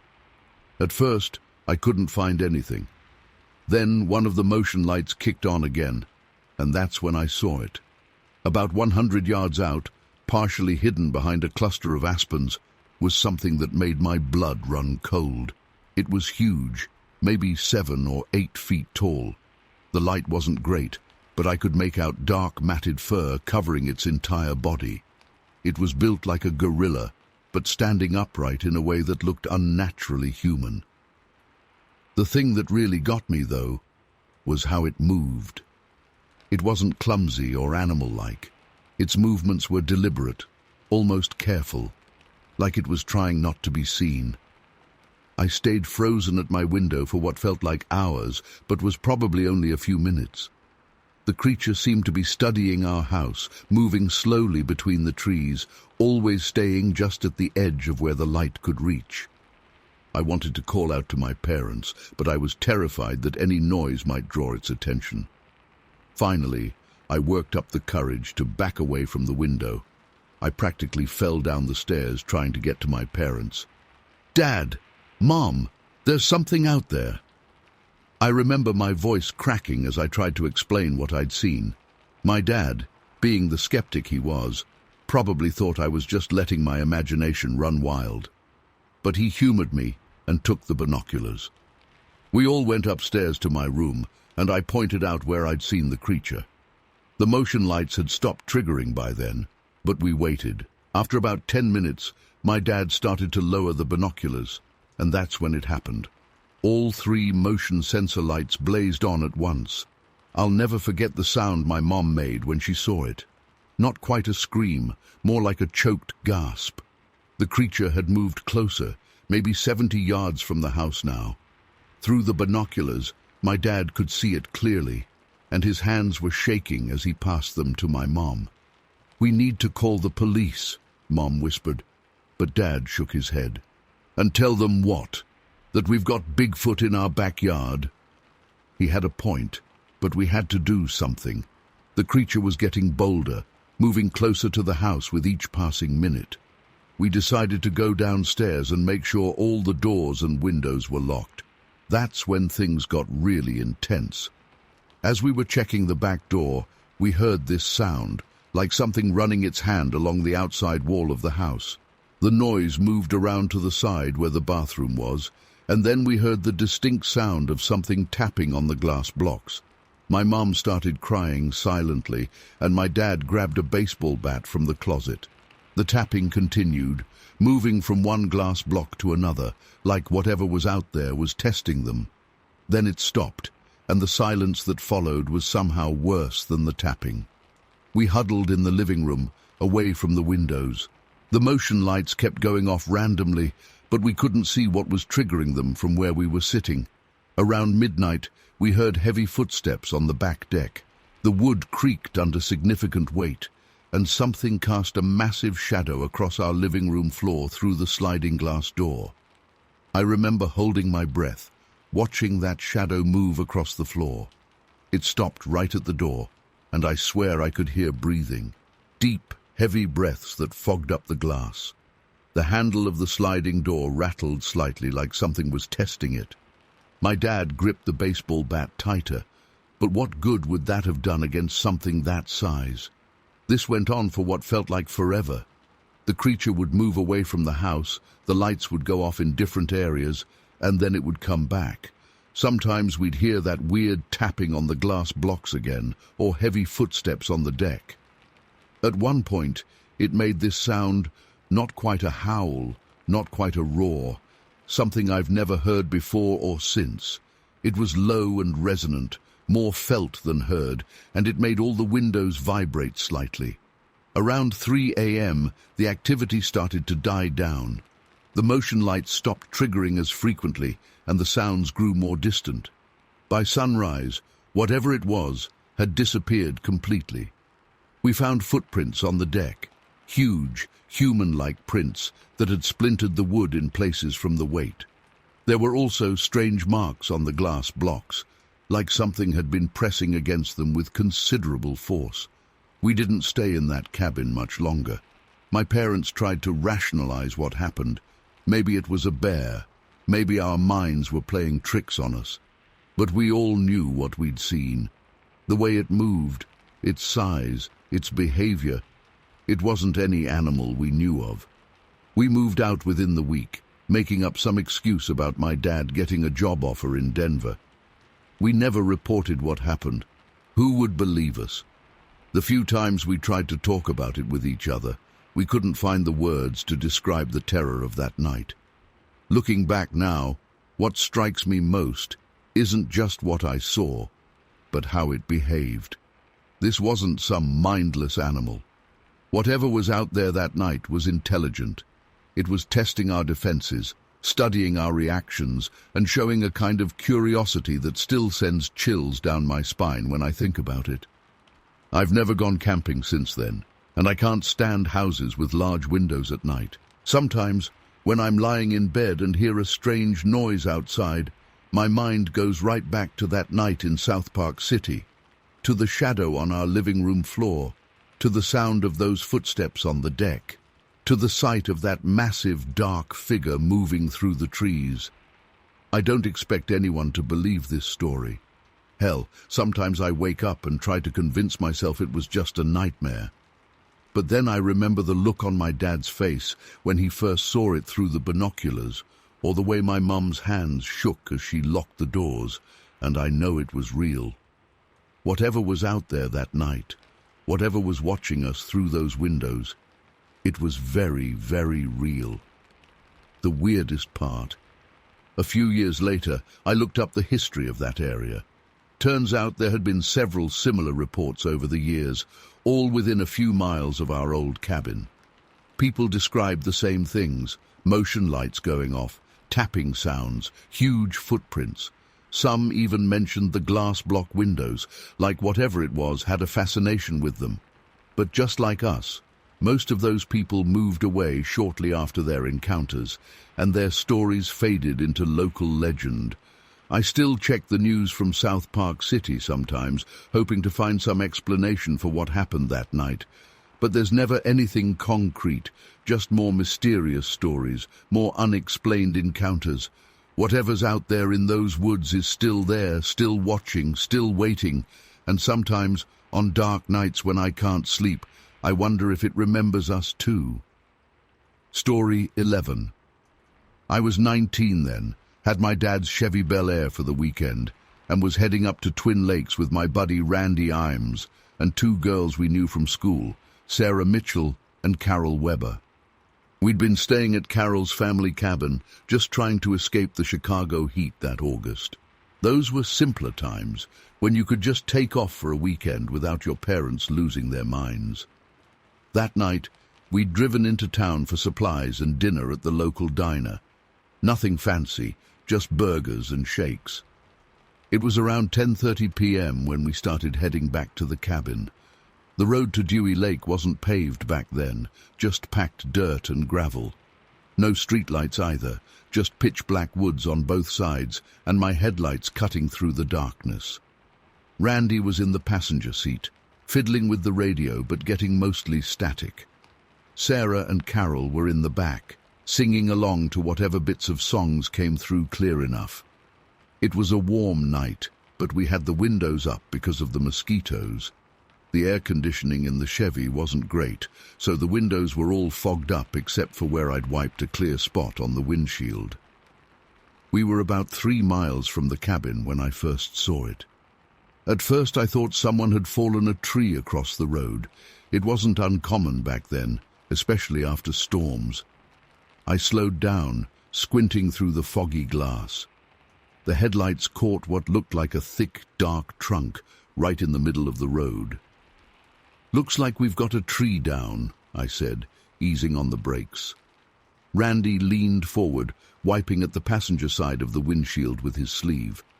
That's when everything changed. The tree moved.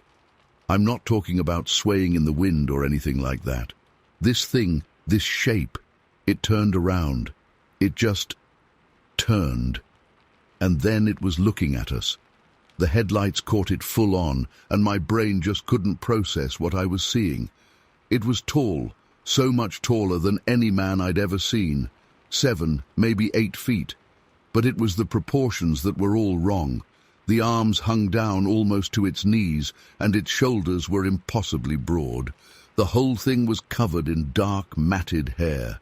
But the face, God help me, the face is what I remember most clearly. It wasn't like the Bigfoot pictures you see now, with that pronounced brow and ape-like features.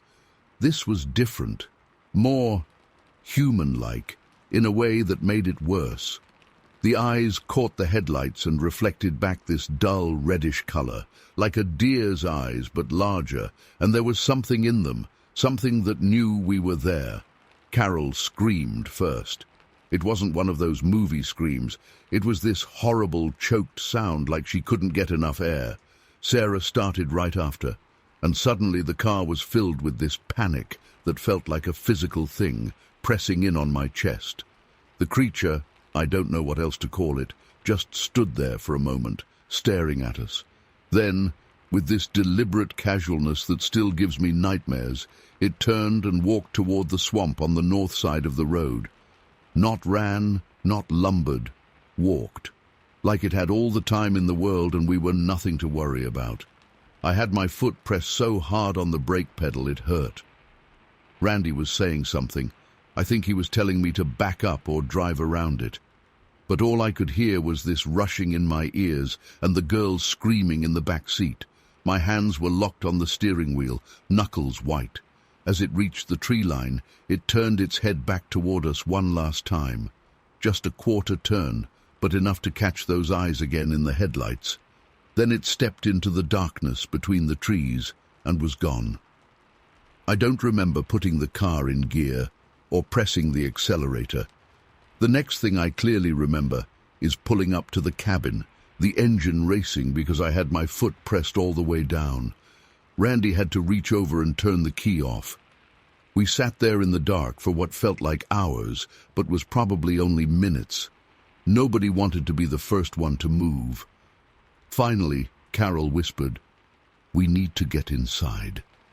Her voice was raw from screaming. We made a run for it, all bunched together, practically tripping over each other to get up the cabin steps. Randy's hands were shaking so bad he dropped the keys twice before getting the door unlocked. Once inside, we turned on every light in the place and pulled all the curtains shut. Nobody slept that night. We sat in the living room, jumping at every sound from the woods. Randy kept talking about going back in the morning to look for tracks or something, but I could see in his eyes he didn't mean it. None of us wanted to go anywhere near that spot again. The sun came up eventually, but we didn't wait around. We packed up and left as soon as it was light enough to see the road clearly. Made up some story about a family emergency for Carol's parents when they asked why we came back early. I've been back to Dewey Lake a few times over the years. They paved the road in '75. put up some streetlights. Development came in, and now there are houses where those dark woods used to be. But that stretch of road where it happened, it still feels wrong somehow. Like the air is a little thicker there, a little colder. Randy and I lost touch after college, but I ran into him at a funeral in '89. We had a few drinks afterward, and of course the conversation turned to that night. He admitted he still had nightmares about those eyes, said sometimes he wakes up convinced they're right outside his window, watching. I know how he feels. I'm an old man now, and I've seen a lot of things in my life that I can't explain, but nothing comes close to what we saw that night at Dewey Lake. Sometimes, late at night when I can't sleep, I find myself wondering, what if we'd stopped? What if we'd gotten out of the car? What if it had decided not to walk away? The rational part of my brain tells me there must be some explanation. Maybe it was someone in a costume, though that doesn't explain the height or those eyes. Maybe it was some kind of mass hysteria, all four of us seeing what we expected to see in the darkness. Maybe it was something else entirely, something I don't have words for. But I know what I saw.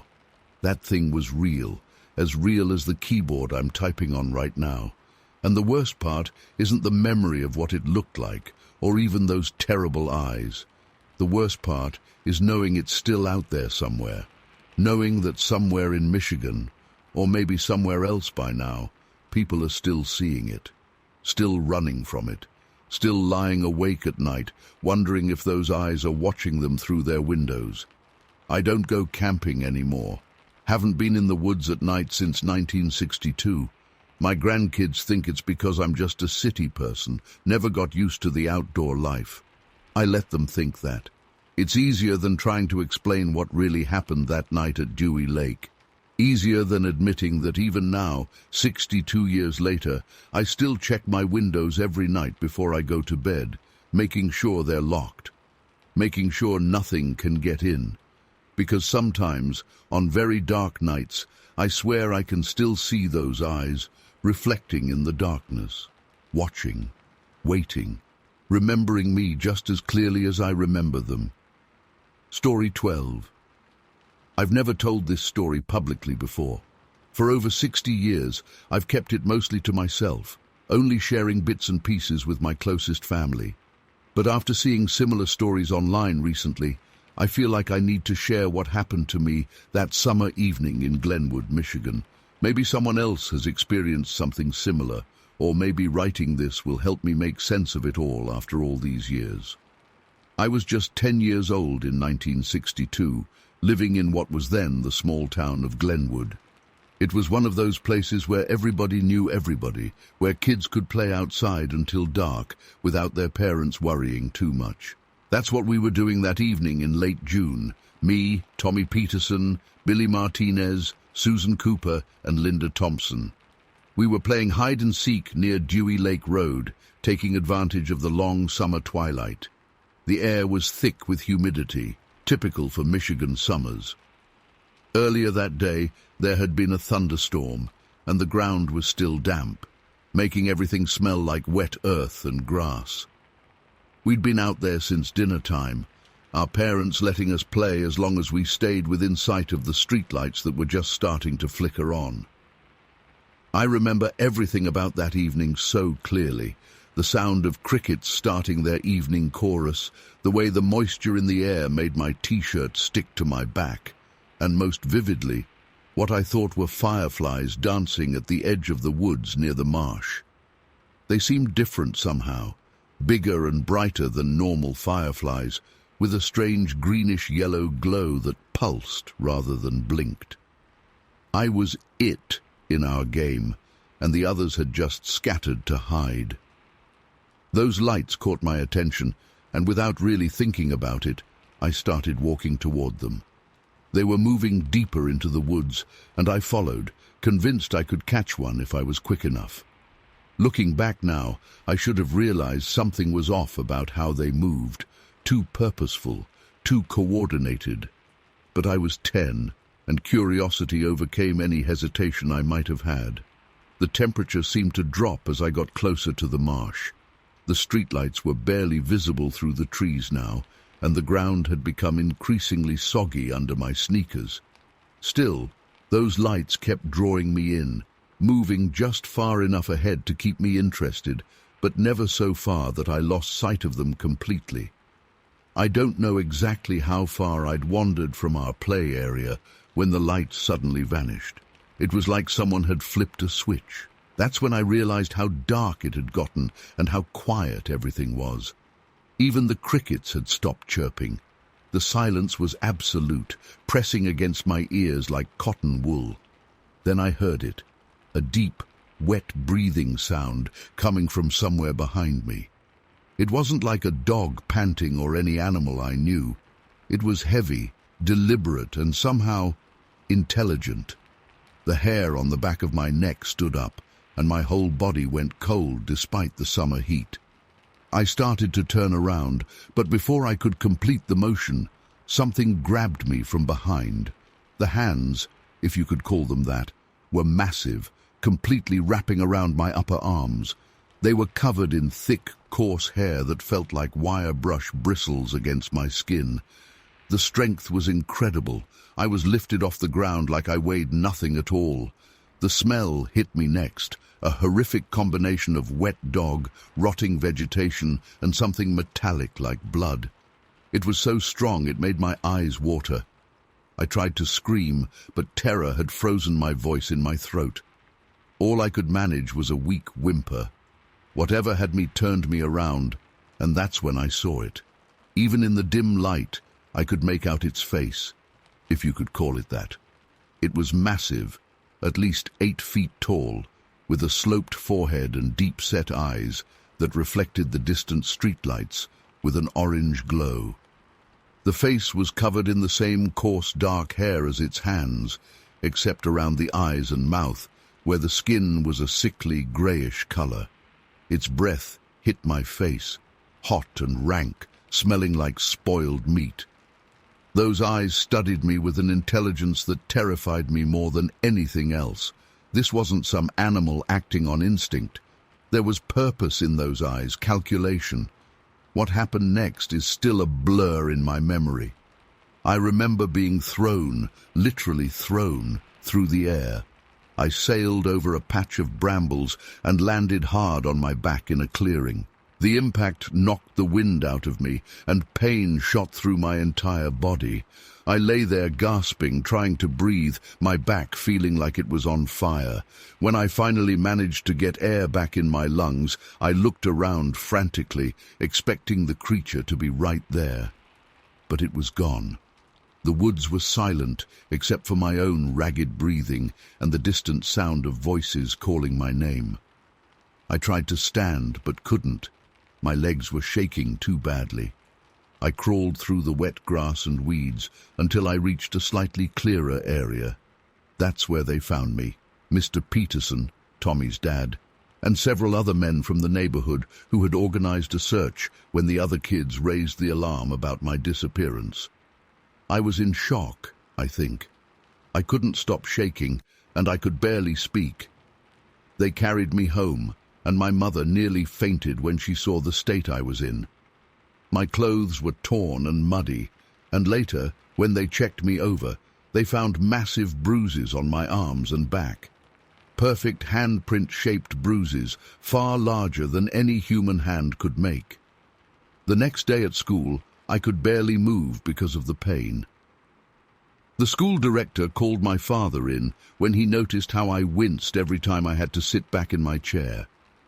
Mrs. Thompson, my teacher, had initially thought I was making up stories for attention, but her face went pale when she saw the bruises during PE class. Nobody really knew what to make of my story. Some people suggested it was a bear, but bears don't throw people through the air with calculated force. Others thought maybe I'd fallen and imagined the rest, but that didn't explain the handprint bruises or the fact that I was found nearly half a mile from where I'd started.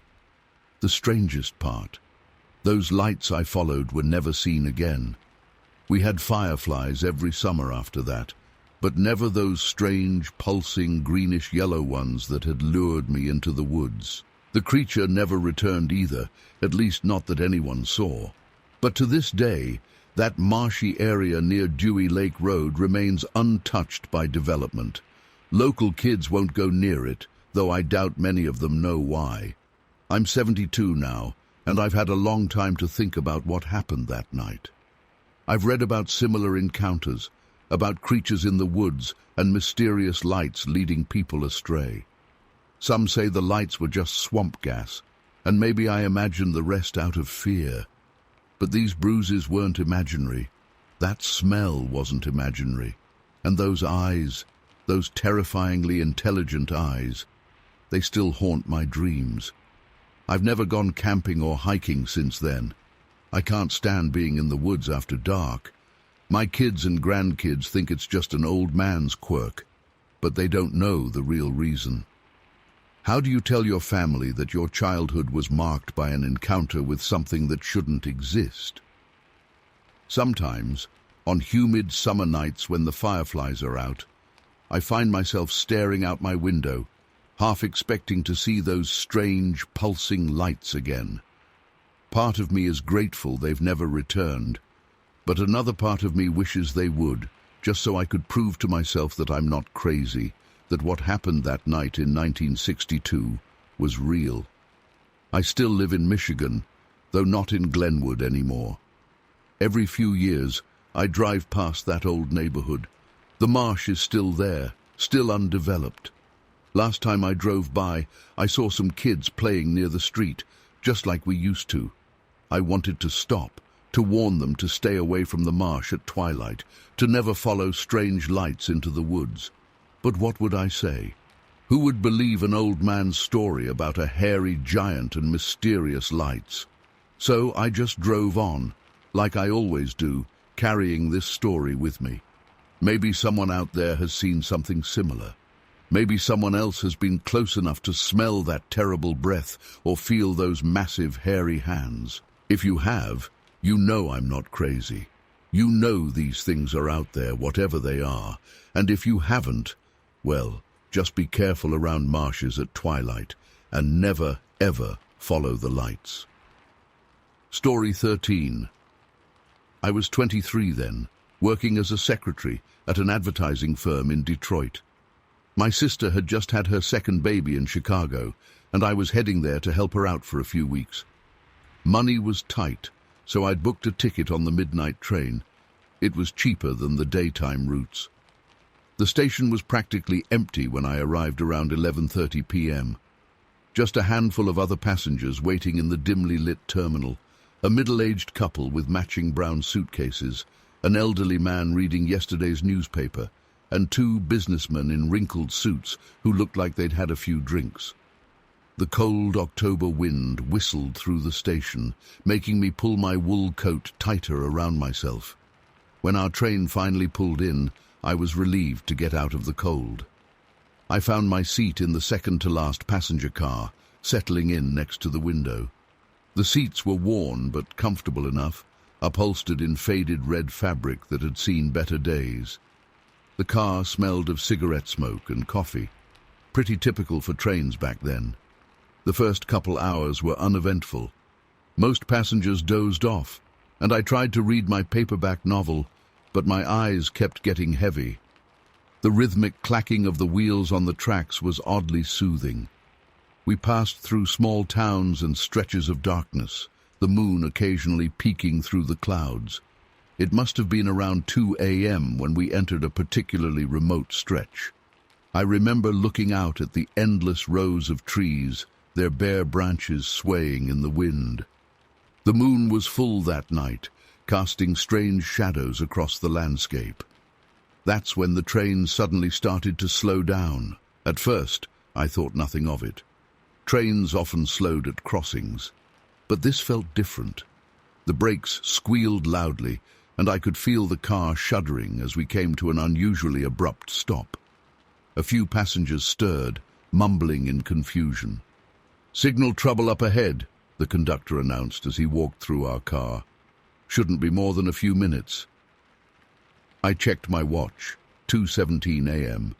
We were stopped at what looked like an old crossing, though I couldn't see any roads nearby, just dense forest on both sides. The crossing signal was blinking red, its light reflecting off the fog that had settled in the low areas between the trees. That's when I first noticed something wasn't right. The fog seemed to be moving strangely near the tree line, swirling in a way that didn't match the wind. Then I saw it. Or at least, I saw something. At first, it looked like a shadow moving between the trees, but it was too big to be a bear or any animal I knew. My heart started racing as this thing emerged from the tree line. In the moonlight, I could make out its massive shape. It had to be at least 10 feet tall, maybe more. Its body was massive, covered in what looked like dark, matted fur. The way it moved was what really got to me. It walked upright like a man, but with an odd, rolling gait that seemed both powerful and awkward. I wasn't the only one who saw it. The couple across the aisle gasped, and I heard someone behind me whisper, "Dear God." The creature was approaching the train, moving with surprising speed for something so large. In the moonlight, I could see its arms, impossibly long, hanging almost to its knees. My hands were shaking so badly I could barely grip the armrest. The thing was maybe 50 feet from the train now, and I got a better look at its face. The memory still haunts my nightmares. Its face was almost human-like in structure, but wrong somehow. The proportions were off, with a prominent brow ridge and a wide, flat nose. But it was the eyes that really got to me. They reflected the moonlight like a cat's eyes, but they were huge, and there was an intelligence in them that made my blood run cold. Several passengers were openly panicking now. A woman a few rows ahead started praying out loud. I wanted to scream, but my throat had closed up in terror. The creature was close enough now that I could see its breath steaming in the cold air. It had to weigh at least 700 pounds, maybe more. Then, thank God, the train lurched forward. The engineer must have decided, signal trouble or not, we needed to get out of there. As we started moving, the creature did something I'll never forget. It turned its head to follow our movement, and I swear it made eye contact with me through the window. There was something in that look, not just animal intelligence, but something almost knowing. That's when all hell broke loose. As the train picked up speed, we heard an enormous bang from the back of the train, like something had hit us, hard. The whole car shuddered violently. People screamed. I was thrown forward against the seat in front of me, my book flying out of my lap. The conductor came running through, heading toward the back of the train. He was trying to appear calm, but I could see the fear on his face. We were moving at full speed now, the trees rushing past in a dark blur. About 20 minutes later, when we were safely away from that crossing, the conductor came back through our car. He was pale as a sheet. I overheard him telling another crew member that something had hit the last car, hard enough to leave a massive dent in the steel. When we finally arrived in Chicago, there were police waiting at the station. They interviewed several of us, including me. I told them everything I'd seen, and they had me make a sketch. My hands were still shaking as I drew what I'd seen. The officer taking my statement tried to be professional, but I could tell he was disturbed by my description and the drawing. The story made some local papers the next day, but it was quickly dismissed as mass hysteria or an elaborate hoax. The dent in the train car was attributed to a fallen tree, but I know what I saw. No tree could have made that kind of impact on a moving train. I stayed with my sister for those few weeks as planned, but I took a bus back to Detroit. I haven't taken a night train since, and I avoid traveling through remote areas after dark. Some people have suggested it was a bear or that the lack of sleep made us see things. But I know what I saw that night. That thing was no bear, and I wasn't hallucinating. The strange thing is, after that night, there were no more sightings in that area. It's like whatever it was just vanished back into the wilderness. But sometimes, on cold nights when the moon is full, I think about that creature's eyes. and that look of intelligence that seemed almost human. And I wonder if somewhere out there, in the remote forests between Detroit and Chicago, that thing is still watching and waiting near the train tracks. I've never told this story publicly before. For years I've kept it to myself, afraid people would think I was crazy. But I know what I saw that night was real. And sometimes I wonder how many other people have seen something similar but were too afraid to come forward. All I know is that there are things out there in the darkness that defy explanation, and that night in 1962 forced me to accept that some mysteries are better left unexplained. Story 14. It was late June, and we'd arrived at the cabin on Friday afternoon as we usually did. The weather was perfect, warm but not too humid, with just enough breeze to keep the mosquitoes away. Sally was inside preparing dinner while I sat on our screened porch, doing the crossword puzzle from that morning's paper. It must have been around 6:30 p.m. when I first noticed something odd on the opposite shore. At first, I thought it was just a black bear. We'd seen them occasionally over the years, though they usually kept their distance. This figure was dark and bulky, moving between the trees at the water's edge. I remember lowering my newspaper and reaching for my reading glasses to get a better look. That's when everything changed. The figure stood up. I'm not talking about a bear standing on its hind legs.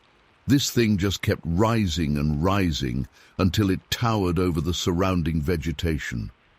I've been a hunter all my life, and I know what bears look like when they stand. This was different. The proportions were all wrong. Its arms were too long, its shoulders too broad, and its head sat directly on those shoulders with barely any neck visible. My hands started trembling so badly that I dropped my glasses. "Sally!" I called out, trying to keep my voice steady. "Sally, honey, come here a minute." I didn't want to take my eyes off whatever this thing was. Sally must have heard something in my voice because she came right away, wiping her hands on her apron. "What is it, Errol?" she asked. But then she saw it too. I heard her sharp intake of breath, and she grabbed my shoulder so hard it hurt. The creature was moving now, stepping fully out of the tree line. In the early evening light, we could see it clearly. At least 8 feet tall, covered in dark, matted fur that seemed to glisten wet in places.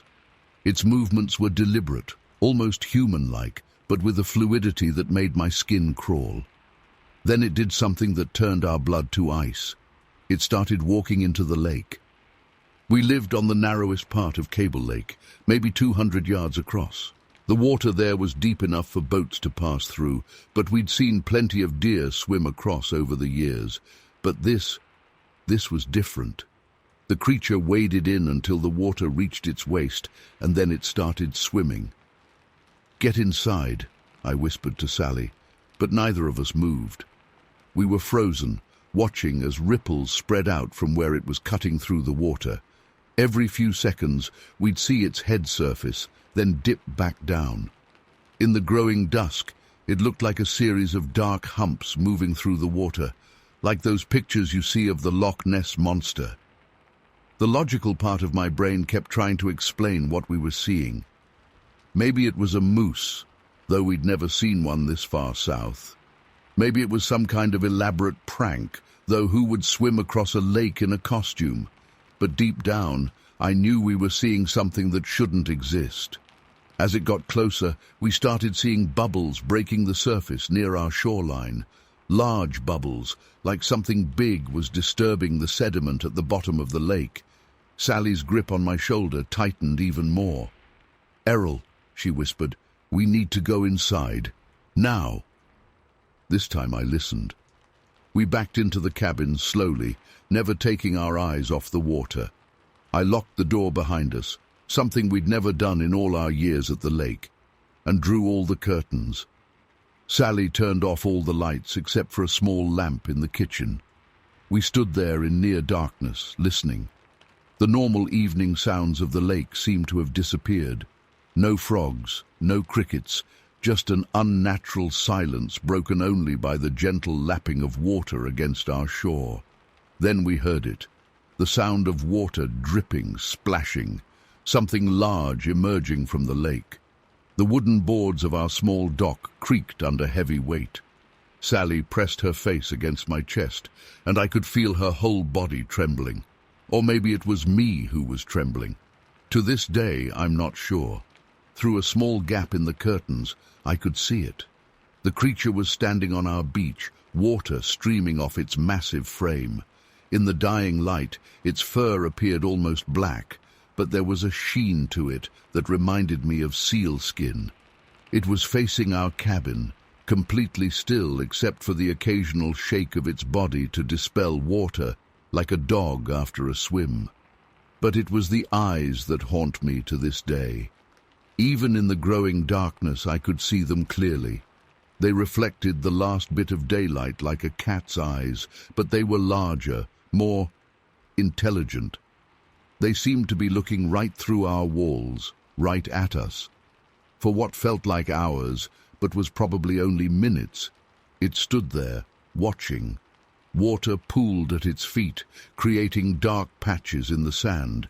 Its breathing was audible even through the walls, deep, rhythmic breaths that sounded almost like low growls. Then, without warning, it turned its head sharply toward the north, as if it had heard something we couldn't. After a moment's pause, it dropped to all fours and moved with surprising speed into the woods behind our cabin. The heavy footfalls gradually faded away, but we didn't dare move until well after midnight. We left the cabin that night, driving the 3 hours back to Grand Rapids in complete silence. It was nearly dawn by the time we got home. We didn't go back to the cabin for almost 2 months, and when we did, we never stayed after dark. Over the years, we heard stories from other residents around Sister Lakes about strange noises in the night, large tracks found in the mud, and unexplained splashing in the deeper parts of the lakes. But we never saw the creature again, and we never told anyone what we'd seen. Who would believe us? It's been over 60 years now. Sally passed away last winter, and I'm getting on in years myself. I've tried to rationalize what we saw that night, tried to convince myself it was just a bear, or a person playing a prank, or maybe just our imaginations running wild. But I know what I saw. I know what we both saw.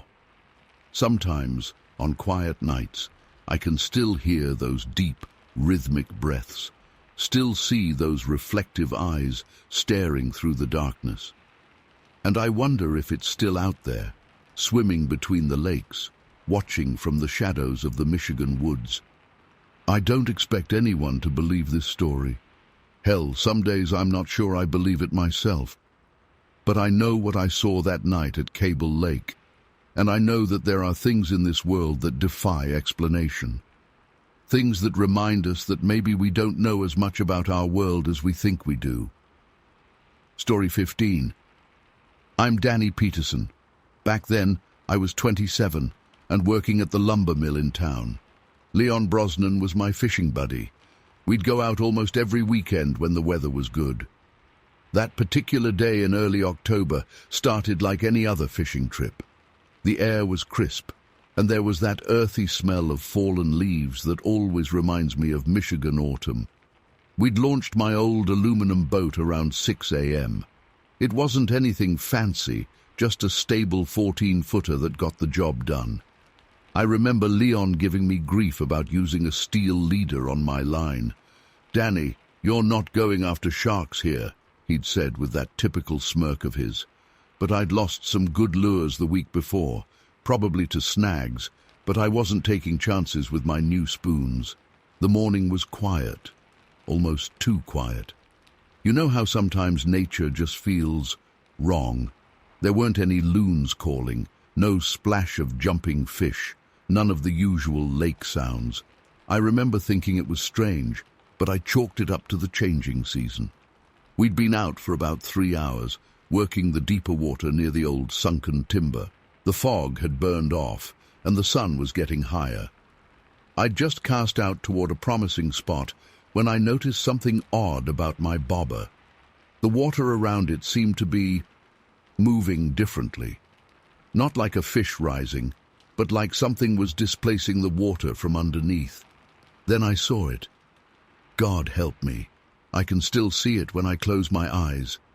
A mouth, no, more like a maw, broke the surface. The size of it. Leon later said it was as wide as a boat oar, but honestly, it felt bigger. The lips were dark, almost black, and pulled back to reveal teeth that looked yellowed and worn, but massive. Not like shark teeth, more like human teeth, but wrong somehow. Just wrong. I froze. Completely froze. You always think you know how you'll react in a situation like that, but you don't. Not really. The thing just rose up, almost gracefully, and closed those enormous jaws around my line. There was this horrible grinding sound, and then a snap that I felt through the whole rod. That steel leader, rated for 60 pounds, it went through it like it was sewing thread. The force of it yanked the boat hard enough to send my tackle box sliding across the floor. Leon fell back onto the bench, and that's when he saw its face. He's only told me once what he saw, late one night after too many beers. He said there were eyes, not fish eyes, not animal eyes, but something intelligent. And the face? He said it was covered in this wet, matted fur, like a drowned bear, but the features were all wrong. It disappeared beneath the surface as quickly as it had appeared. The water churned for a moment, and then nothing. Just ripples spreading out across the suddenly still lake. We sat there for what felt like hours, but was probably only minutes, both of us too terrified to move. I don't remember who started the motor. I don't remember the trip back to shore. I just remember the silence between us, the way our hands shook as we pulled the boat out, and the unspoken agreement that we'd never fish Pitcher Lake again. The thing is, we weren't the only ones. Over the years I've heard whispers, other fishermen who've seen things they couldn't explain, strange sounds at night, fish populations that disappeared overnight, but nobody ever talks about it openly. In a small town like ours, you learn to keep certain things to yourself. Leon passed away last winter, and something about being the only one left who knows the full truth of what happened that day. It's been eating at me. I've spent decades trying to rationalize it. Maybe it was a giant sturgeon, but those eyes. Maybe it was some kind of escaped exotic pet, but that face. Maybe it was the stress of working too many shifts at the mill catching up with me, but Leon saw it too. I've never gone fishing again. Not once in all these years. I sold my boat the next spring, gave away all my gear. My kids never understood why their dad wouldn't take them fishing like other fathers did. How could I explain it? How could I risk them experiencing what I did? Sometimes late at night I pull up maps of Pitcher Lake on my computer. It looks so innocent, just a blue spot surrounded by green. But I know what's in there, or at least what was in there in 1963. And every time I read about someone going missing on a lake, every time I hear about mysterious sightings in the waters of Michigan, I wonder, I'm an old man now, and I've lived a good life. But I'll go to my grave knowing that there are things in this world that we can't explain, things that shouldn't exist but do. And sometimes, on cold October nights when the wind blows just right, I swear I can still hear that sound, that terrible grinding noise of impossible teeth on steel. I don't expect anyone to believe me. Hell, some days I'm not sure I believe it myself. But I know what I saw that day on Pitcher Lake. And if you're ever up in Michigan, maybe think twice before going fishing alone. Some waters are better left undisturbed. Story 16. I've never told this story publicly before. For 60 years I've kept it mostly to myself, only sharing bits and pieces with my daughter Sarah when she got older. But I'm getting on in years now, and I think it's time to finally write down exactly what happened that night at Mud Lake, Michigan, back in 1963.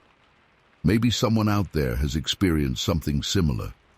Maybe I'm not crazy after all. I was 23 at the time, working at my uncle's hardware store in Ann Arbor. My best friend Bob Ford and I would often go fishing after work, usually at the smaller lakes around Washtenaw County. We weren't exactly experienced outdoorsmen, but we knew enough to get by. Bob had this old aluminum canoe his dad had given him. Nothing fancy, just a basic 14-footer that got the job done. That September evening started like any other fishing trip. Bob picked me up in his rusty Chevrolet pickup around 6 p.m.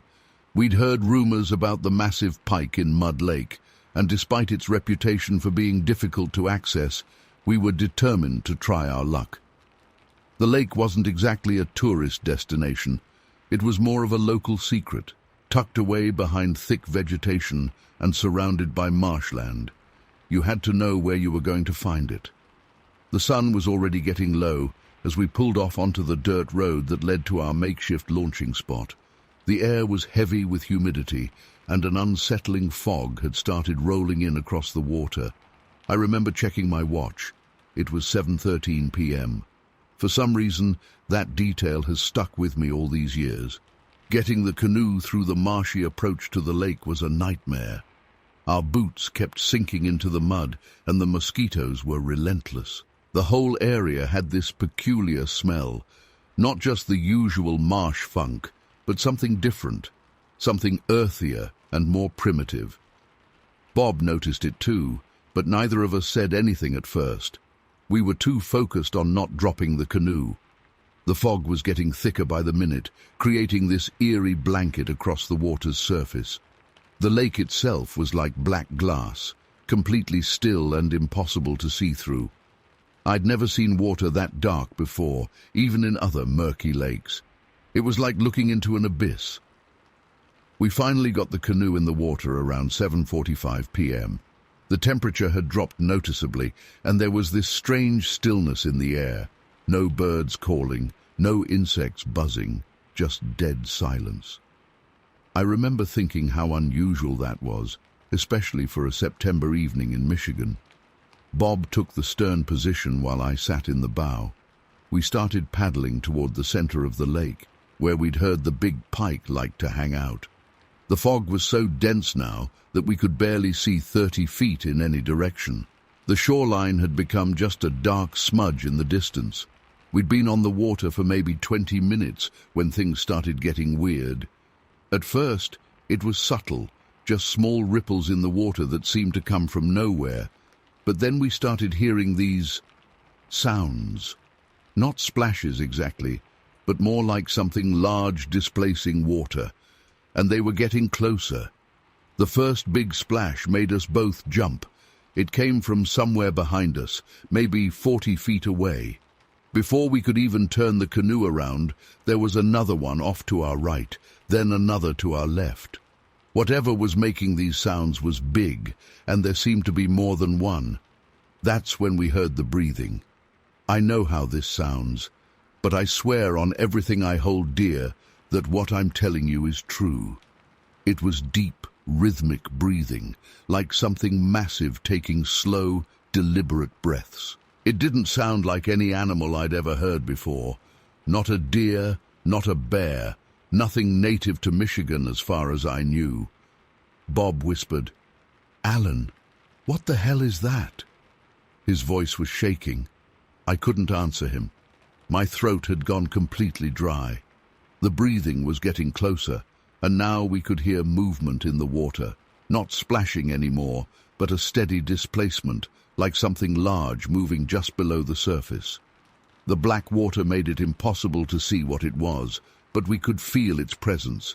Then we saw it, or at least part of it.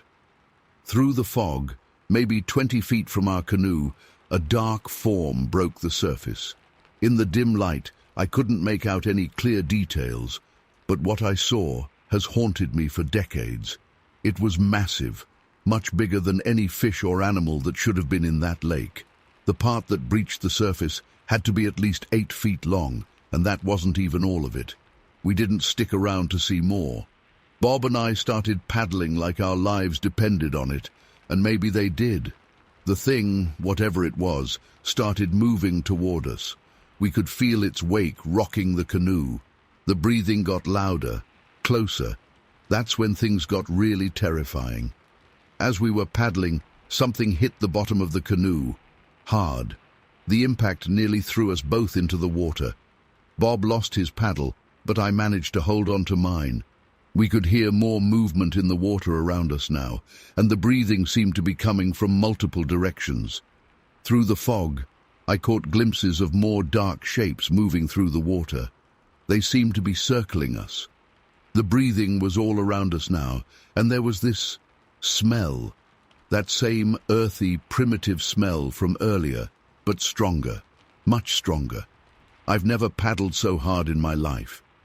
Bob was using his hands to help propel us forward, not caring about the freezing water. We had no idea if we were even heading in the right direction. The fog had completely disoriented us. But at that point, any direction away from those things was the right direction. Another impact rocked the canoe, this time from the side. Water started coming in. I remember thinking we were going to die there, in that God-forsaken lake, and nobody would ever know what happened to us. But then, by some miracle, we saw the shoreline emerge from the fog. We hit the marshy bank hard, jumped out, and started pulling the canoe through the mud. The sounds followed us to the shallows, but whatever was making them seemed unwilling or unable to come closer to shore. We didn't stop to properly secure the canoe or grab our fishing gear. We just ran, stumbling through the marsh, slipping in the mud, until we reached Bob's truck. The whole time, we could still hear that breathing behind us, growing fainter as we got further from the lake. Bob's hands were shaking so badly he could barely get the key in the ignition. As we drove away, I looked back through the rear window. The fog had lifted slightly, and for a split second, I saw something massive move across the surface of the lake before disappearing beneath the black water. We didn't talk much on the drive home. What could we say? We both knew what we'd experienced, but neither of us could explain it. Bob moved to California the following year, said he needed a change of scenery, but I always wondered if that night had something to do with his decision. I never went back to Mud Lake, never went fishing at night again either. When my daughter Sarah was growing up, she'd beg me to take her camping near the lakes, but I always found excuses not to go. It wasn't until she was in her 20s that I finally told her an abbreviated version of what happened that night. She probably thought I was exaggerating or that time had distorted my memory, but I remember every detail as clearly as if it happened yesterday. I'm 83 now, and I've had a lot of time to think about what we encountered that night. I've read about similar experiences others have had in lakes across Michigan and the broader Great Lakes region. Some people say they're just stories, legends created to keep kids away from dangerous waters. Maybe they're right, but I know what I saw, what I heard, what I felt. That night changed something in me. It made me realize that there are things in this world we can't explain, things that don't fit into our neat, rational understanding of reality. I don't know what was in Mud Lake that night. Maybe some kind of prehistoric survivor. Maybe something else entirely. But I know it was real, and I know it's still out there.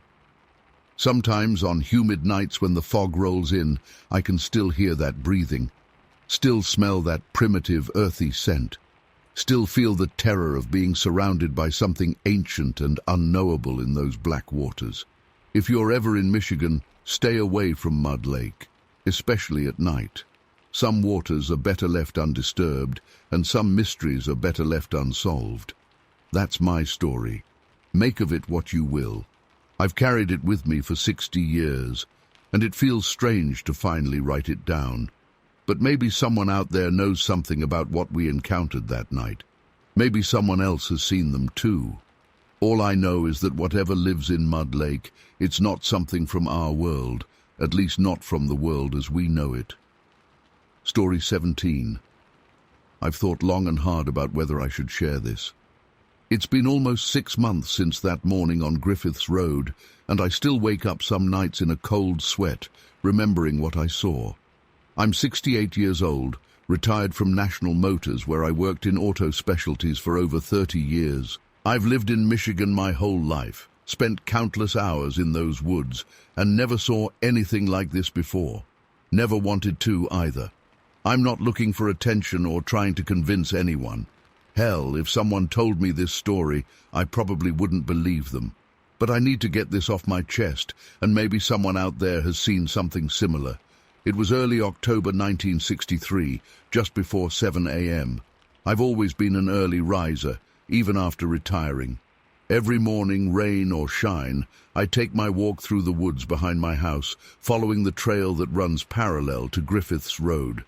My doctor says it's good for my heart, and honestly, it helps clear my head. That morning was crisp, but not too cold, typical Michigan fall weather. The leaves were just starting to turn, and there was this light fog hanging between the trees. I'd walked maybe half a mile when I first noticed something was off. Usually you hear all sorts of wildlife in those woods, squirrels rustling through leaves, birds calling to each other. But that morning, everything was dead quiet. No birds, no squirrels, nothing. Just this heavy silence that made the hair on the back of my neck stand up.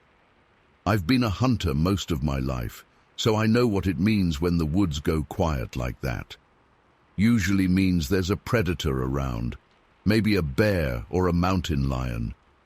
But this felt different. The silence was too complete, too unnatural.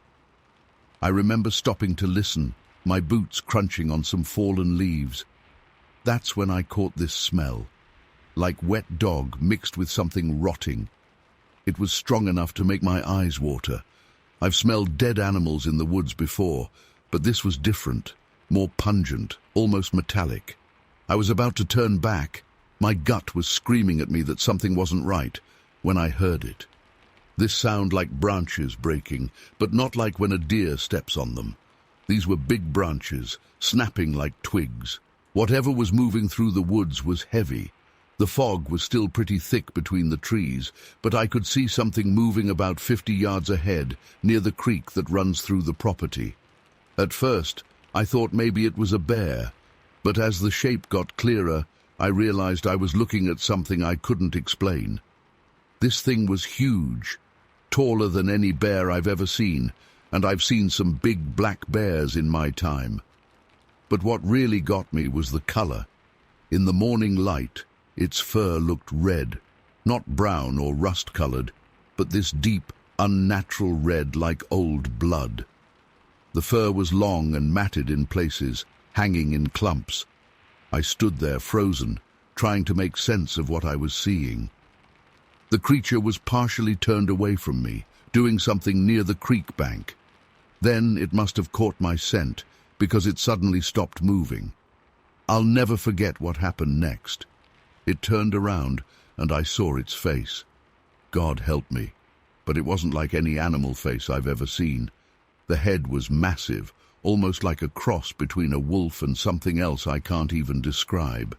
Its eyes, I know this sounds crazy, but its eyes looked intelligent. They were dark, almost black, and they fixed right on me with this horrible awareness. That's when it made the sound. People have asked me what it sounded like, but I can't really describe it. It started as this deep growl, like a dog's but much deeper, something you could feel in your chest. Then it turned into this bark roar that echoed through the trees. I've heard every kind of animal sound these woods can make, but nothing like this. It was loud enough to make my ears ring. I'm not ashamed to admit it. I was terrified. My legs were shaking so bad I could barely stand. The creature took a step toward me, and that's when I saw how it moved. Despite its size, and I'd guess it weighed as much as a pickup truck, it moved with this terrible grace. Each step was deliberate, powerful. The ground actually shook. I started backing away slowly, trying to remember everything I knew about dealing with wild animals. But this wasn't a wild animal, not like anything I'd ever dealt with. This was something else entirely. It took another step toward me, and I noticed something that still haunts me. Its hands. They weren't paws. They were hands, with long fingers ending in what looked like claws. They were huge, easily big enough to crush a man's skull like an egg. That's when I made a mistake. I turned and ran. Everything they tell you about not running from predators went right out of my head. Pure instinct took over. I ran faster than I thought my old legs could carry me, crashing through the underbrush, not even caring about the branches whipping at my face. I could hear it moving behind me, the sound of breaking branches and this heavy breathing that seemed to be getting closer. The smell got stronger too, that rotting metallic stench filling my lungs as I ran. I don't know how far I ran, but I finally broke out of the woods near the Smith property. I must have looked like death warmed over because Helen Smith was out in her garden and dropped her trowel when she saw me. I was gasping for air, could barely speak, but I managed to warn her to keep her family away from the woods. She helped me inside and called Sheriff Roberts. By the time he arrived, I'd caught my breath enough to tell him what happened. To his credit, he took me seriously. Maybe it was because he'd known me for 20 years and knew I wasn't the type to make up stories, or maybe it was because he could see how badly I was shaking. The sheriff and a couple of deputies went to check out the area. They found some strange tracks by the creek, bigger than any bear prints they'd ever seen. But the weird thing was how they just stopped at the water's edge, like whatever made them had just vanished. They also found some broken branches high up in the trees, way too high for a bear to reach, and some tufts of reddish fur caught on the bark. The sheriff sent the fur samples to some lab for testing, but I never heard what came of it. Probably got lost in bureaucracy somewhere. That was 6 months ago. I haven't gone back to those woods since, and I don't plan to. My walks now stick to the paved roads in town. Some nights, when the wind blows just right, I think I can hear that bark roar in the distance, but maybe that's just my imagination playing tricks. The thing that really gets me, what keeps me up at night, is the intelligence I saw in those eyes. This wasn't just some animal acting on instinct. Whatever I saw that morning knew what it was doing. It knew what I was, and it wanted me to see it. Why? I don't know. Maybe I don't want to know. I've heard all the theories since then. Some say it was just a bear with a skin condition that made its fur look red. Others think I imagined the whole thing, that maybe the fog played tricks with my eyes. But I know what I saw. Helen Smith saw how terrified I was when I came running out of those woods. You can't fake that kind of fear. I'm not asking anyone to believe me. Like I said, I probably wouldn't believe it myself if someone else told me this story. But I know what I saw that morning, and I know that somewhere out there, in the woods of Michigan, there's something that science can't explain. Something that shouldn't exist, but does. Sometimes I wonder if it's still out there, moving through those woods in the early morning fog. And sometimes, when I look out my window toward the tree line at dusk, I could swear I see something red moving between the trees. But I don't look for too long. Some mysteries are better left alone. Story 18. Halloween fell on a Wednesday that year, and my best friend Dominic suggested we head out to Pitcher Lake to take some spooky photos. The lake was this eerily beautiful spot on the outskirts of town, all murky water and twisted old trees. During the day, it was a popular fishing spot, but at night, the place transformed into something else entirely. The perfect setting for Halloween photos, or so we thought. We arrived around 7:30 p.m., just as dusk was settling in. The temperature had dropped into the low 40s, and a thick fog was rolling in from the water. I remember checking my camera bag one last time, fresh film loaded, extra rolls just in case. Dom was goofing around, wearing this ridiculous skeleton mask he'd bought at Woolworth's. The plan was simple: take some atmospheric shots of him posing by the lake, maybe catch some cool fog effects in the moonlight. The first hour went pretty smoothly. I got some decent shots of Dom pretending to rise from the grave, really just him crouching behind a fallen log, and the fog was creating this amazing ethereal effect. But around 9 p.m. something changed. The woods got quiet, and I mean dead quiet. Even the crickets stopped chirping. You know that feeling when the air gets heavy before a storm? It was like that, but worse. We were setting up for another shot near the water's edge when we heard it, this weird sound coming from across the lake. At first, I thought it was maybe some kids playing pranks, but it didn't sound human. It was like a cross between a deep grunt and a whoosh of air, but amplified. Dom and I froze. The sound came again, closer this time. That's when we saw movement among the trees on the opposite shore. Something big was moving through the forest. The moonlight wasn't great, but I could see branches swaying and snapping. Whatever it was huge. My hands were shaking, but somehow I managed to raise my camera. I remember thinking how stupid it was. Here was something potentially dangerous, and instead of running, I'm trying to take its picture. The creature stepped into a clearing about 150 feet away. My breath caught in my throat. It was massive, easily 10 feet tall, with broad shoulders and long arms that hung down past its knees. The whole thing was covered in dark, matted fur. But it was the way it moved that really got to me. It wasn't lumbering or awkward like a bear. Its movements were deliberate, almost human-like, but not quite.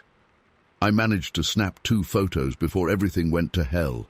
The creature's head snapped in our direction. I swear it heard the camera click.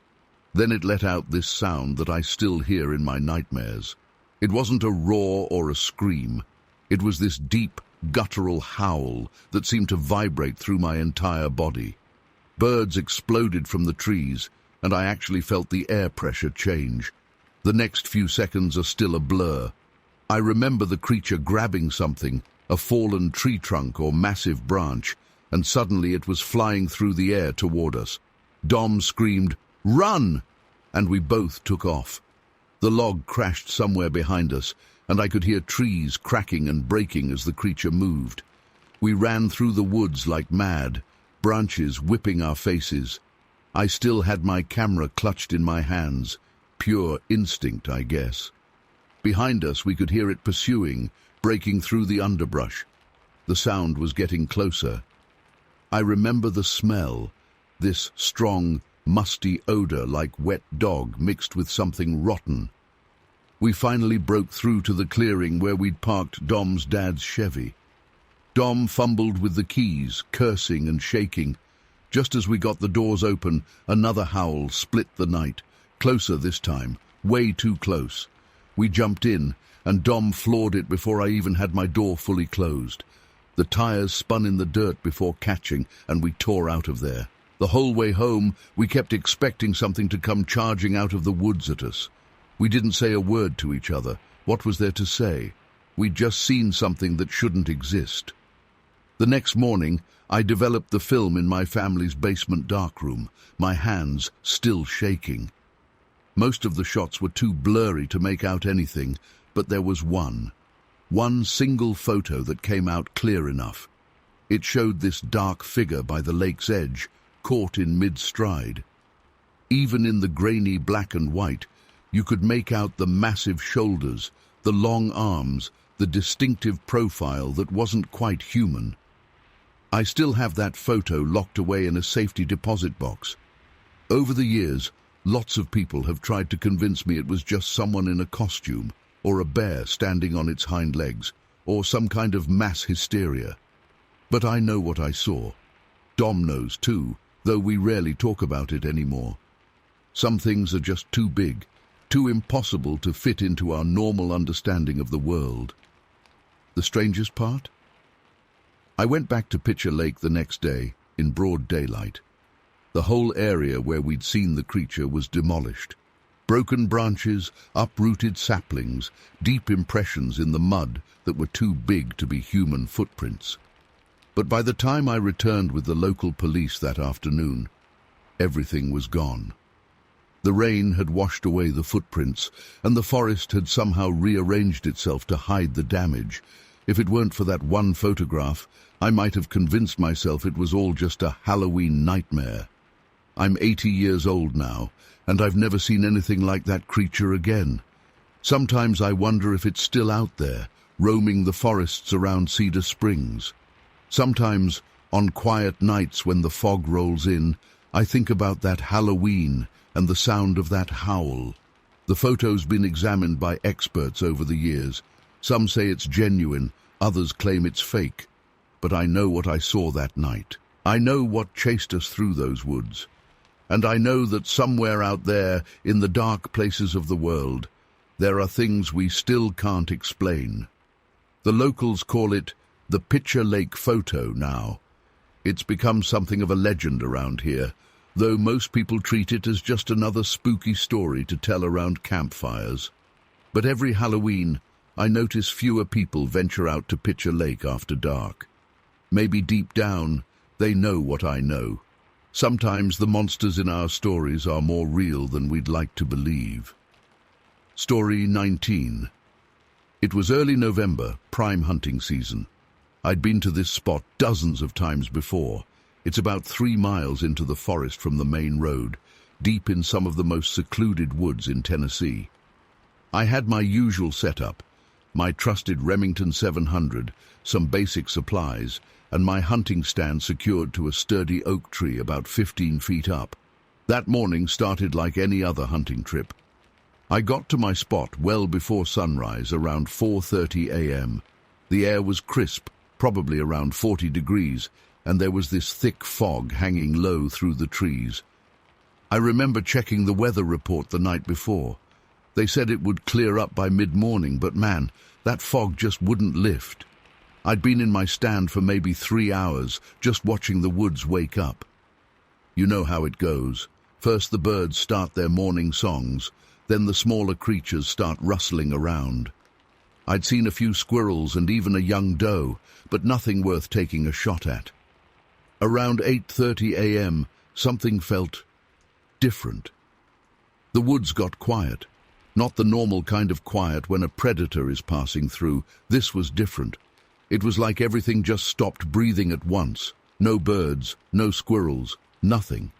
Even the wind seemed to die down. Every hunter knows that feeling when something's not right, and every cell in my body was screaming at me that something was very wrong.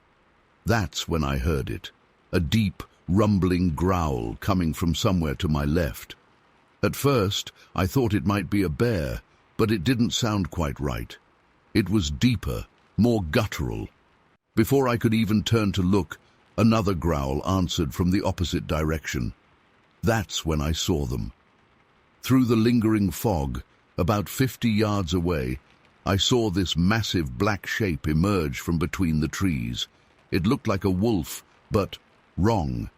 This thing was huge, easily the size of a small horse. Its fur was jet black and matted in places, and even from that distance, I could see its muscles rippling under its coat. But what really got me were its eyes. They were this intense amber color that seemed to glow in the fog. Then the second one appeared from the other direction. This one was brown, slightly smaller, but still way bigger than any wolf I'd ever seen or heard of. It moved differently from the black one, more aggressive, more erratic.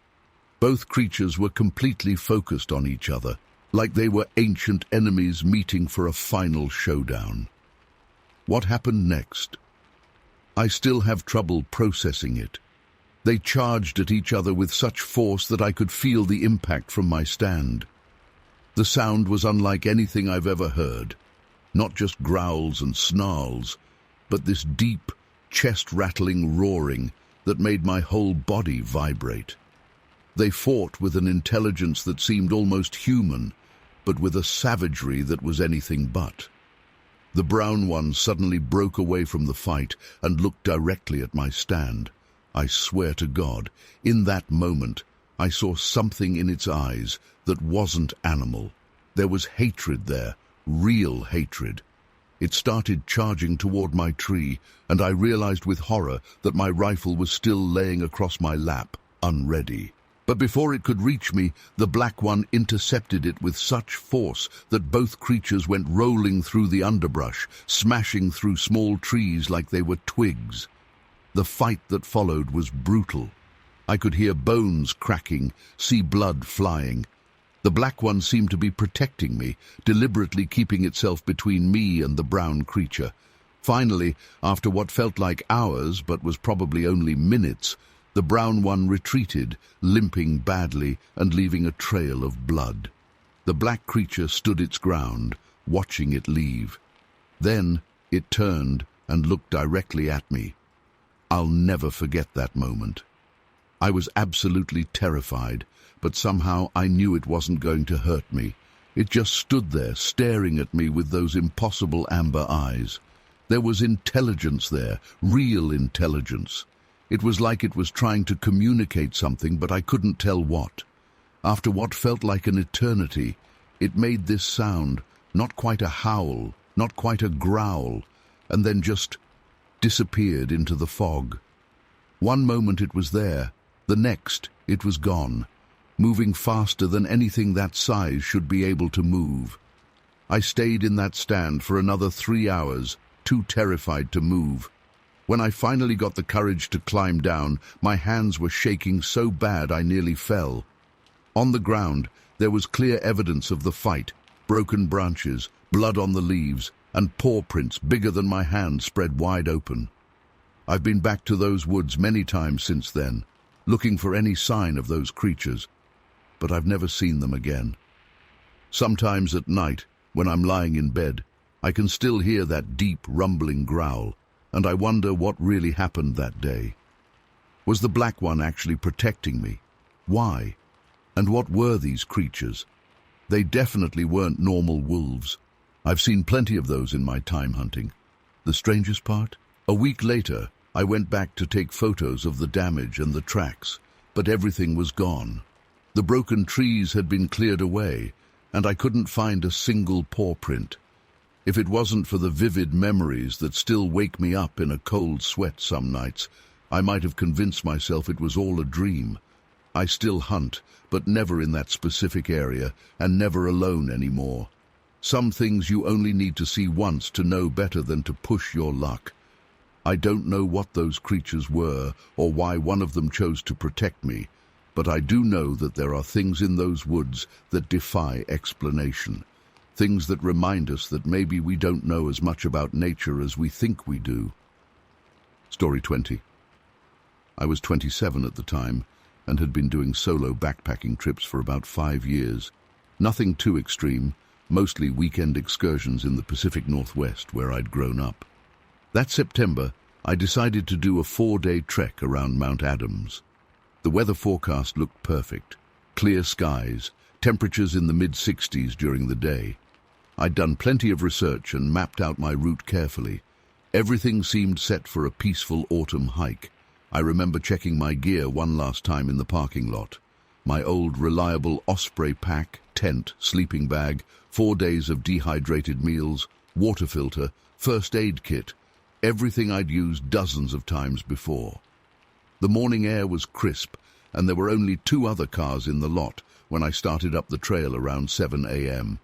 The first day and a half were exactly what I'd hoped for. The fall colors were starting to show, and I saw plenty of deer and even a black bear in the distance. I kept a steady pace, making good time, despite stopping frequently to photograph the incredible views.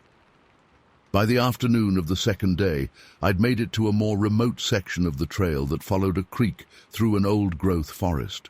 The trees there were massive, towering Douglas firs and western red cedars that made me feel tiny in comparison. I'd planned to make camp near that creek, so around 4 p.m. I started looking for a suitable spot. That's when things started getting weird. At first it was just a feeling, that distinct sensation of being watched. Any experienced hiker knows that feeling, and usually it turns out to be nothing. But this was different.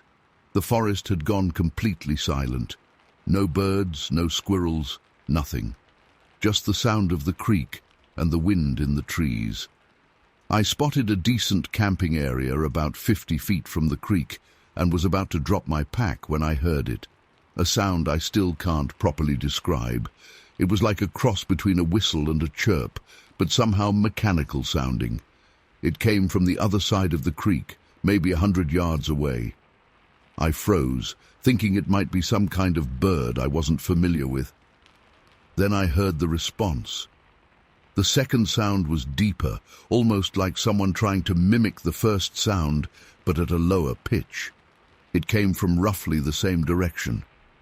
I slowly set my pack down and crouched behind a fallen log, my heart starting to race. That's when I saw them. Through a gap in the trees, I could make out two figures moving along the creek. At first, my brain tried to rationalize what I was seeing, maybe other hikers in bulky clothing. But as they came into clearer view, I knew I was seeing something impossible. The larger one was unlike anything I'd ever seen or imagined. It had to be at least 9 feet tall, with greyish pale skin that looked almost bluish in the late afternoon light. Its proportions were all wrong, arms too long, torso too wide. It moved with an eerily smooth gait, almost gliding between the trees. The head was large and somewhat pointed, with no visible neck. The second figure was shorter, maybe 6 feet tall, and covered in dark, matted hair. This one moved more like a person, but with a fluid grace that no human could match. Its arms swung naturally at its sides, and I could see muscles rippling under the thick fur as it walked. They were about 40 yards away from me now, totally focused on each other. The grey one would make that whistling chirp sound, and the dark one would respond with its deeper version. Sometimes they'd gesture with their hands, huge hands with long fingers. The movement seemed deliberate, almost like sign language. I was shaking so hard I had to grip the log to stay still. I wanted to run, but I knew that would be suicide.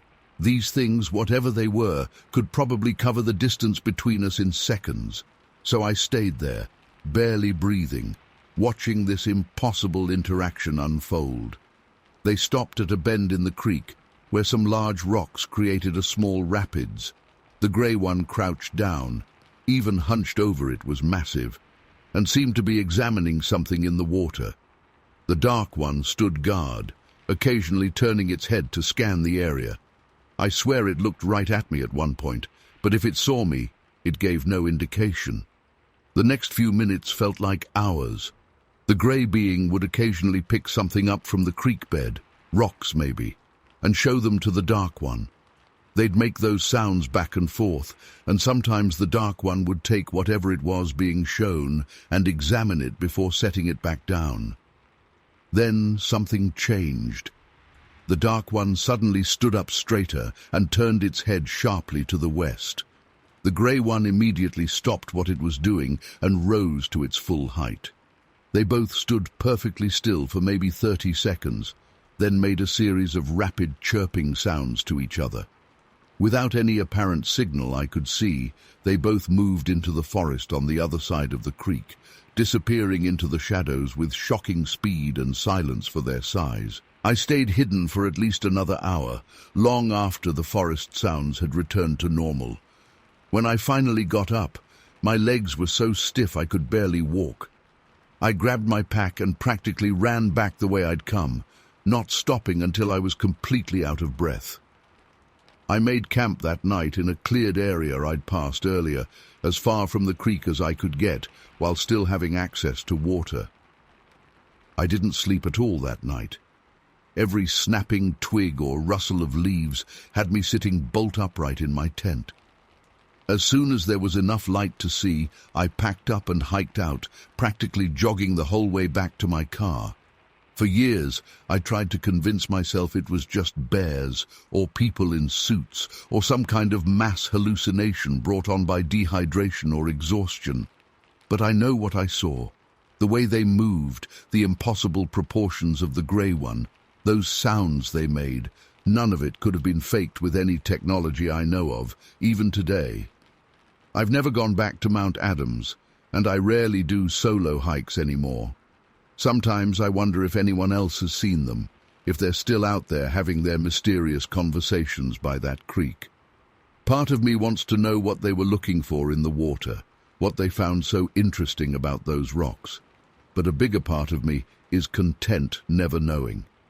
The weirdest thing is, looking back, I never felt threatened by them. Terrified, yes, but not because they seemed dangerous. It was more like accidentally walking in on a private conversation between two beings that shouldn't exist.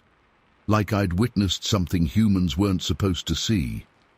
I still have my old trail maps and could probably find that exact spot again. But I won't. Some things are better left alone, and whatever those creatures were, Bigfoot, aliens, something else entirely, they clearly didn't want to be found. I respect that now, even if it means living with unanswered questions for the rest of my life. That day changed how I see the world. It taught me that there are things out there that defy explanation, things that exist whether we believe in them or not. Sometimes I catch myself listening for those strange chirping sounds when I'm outdoors, even just in my backyard.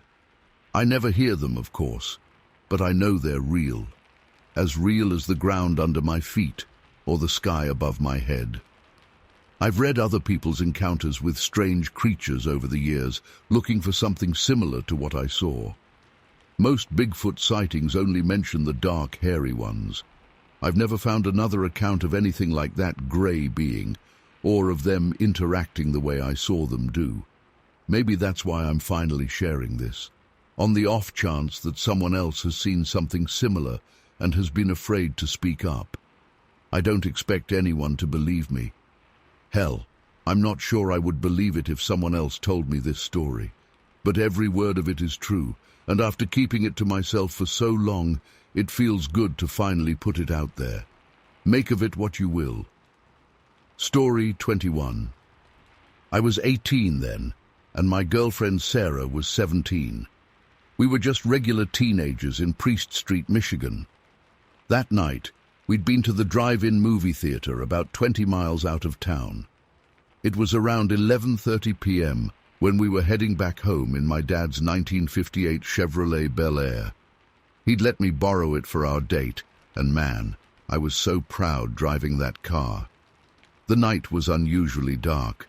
There wasn't any moon, and the clouds were thick overhead. We were about 2 miles from 5 Mile Corner Store, taking the back roads because they were quicker. Sarah was leaning against my shoulder, and we were listening to the Four Seasons on the radio. Everything was perfectly normal.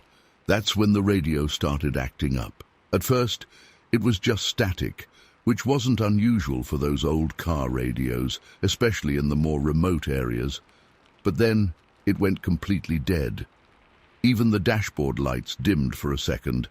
I remember tapping the radio, thinking it was just acting up again, but then Sarah grabbed my arm.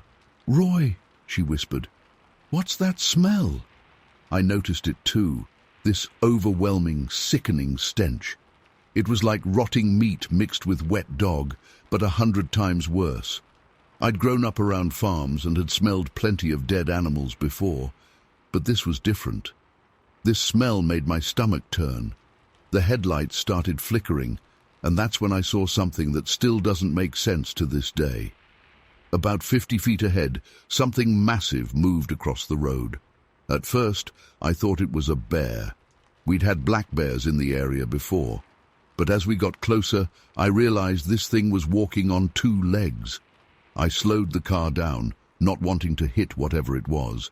The headlights were still working enough that I could see it clearly for a split second. It must have been at least 8 feet tall, covered in dark, matted fur. But what really got me were its proportions. They were all wrong for a bear.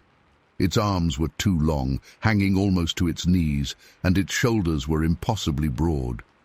Then it turned and looked at us. I've never seen anything like those eyes. They reflected our headlights like a deer's would, but they were huge and set in a face that was... I don't even know how to describe it. It was like someone had tried to make a human face out of a bear's features, but got it all wrong. The nose was too flat, the jaw too prominent, and those eyes, They looked intelligent. That's what scared me the most. Sarah started screaming, and I hit the gas. The engine roared as we accelerated past where the creature had been standing. I thought we'd gotten away from it. I really did. But then we heard this sound, like a deep, guttural growl that seemed to come from everywhere at once. It wasn't like any animal I'd ever heard before. The car started shaking. At first, I thought we'd blown a tire, but then I realized the entire vehicle was being lifted off the ground. The steering wheel was useless in my hands. Through the windshield, I could see the road tilting up at an impossible angle. Sarah was still screaming, and I was yelling too. I remember hearing metal groaning, and then we were airborne. The car flipped completely over. I remember the world spinning, the crunch of metal, and Sarah's screams mixing with mine. We landed upside down, and I could smell gasoline. The windshield had shattered, and I could feel warm blood running down my face from where I'd hit my head on the steering wheel. "Sarah?" I called out, terrified she might be badly hurt. She was hanging upside down in her seat, but she was conscious. "I'm okay," she managed to say, her voice shaking. That's when we heard it again. That growl, closer this time. Through the broken windshield, I could see two massive feet approaching the car. They weren't bare feet. They were too long, too human-like, but massive. I don't know where I found the strength, but I managed to unbuckle my seatbelt and help Sarah with hers. We crawled out through the broken windshield, cutting ourselves on the glass, but we didn't care. We just needed to get out of there. The Madrid Whitting house was about a quarter-mile away, across a field. We ran. We ran faster than I've ever run in my life. I could hear heavy footsteps behind us, and that smell, that horrible smell, seemed to follow us. Sarah stumbled once, and I helped her up. We didn't look back. We didn't dare look back. We made it to the Whitting house, pounding on their door and screaming for help. Mrs. Whitting opened the door, took one look at us covered in blood and dirt, and pulled us inside. She called the police right away. Officer Gorley Jones arrived about 20 minutes later with two other cops. By then, we could see the glow of flames from where my dad's car had caught fire. When they went to investigate, they found the car completely destroyed. But what really got to Officer Jones were the marks around the accident site. He told us later that the tire tracks showed the car had been lifted straight up. There were no skid marks indicating we'd lost control. There were also these massive footprints, but they were partly melted from the heat of the fire. He took photographs, but they didn't come out clear enough to show anything definitive. The official report said we'd hit a bear and lost control of the vehicle.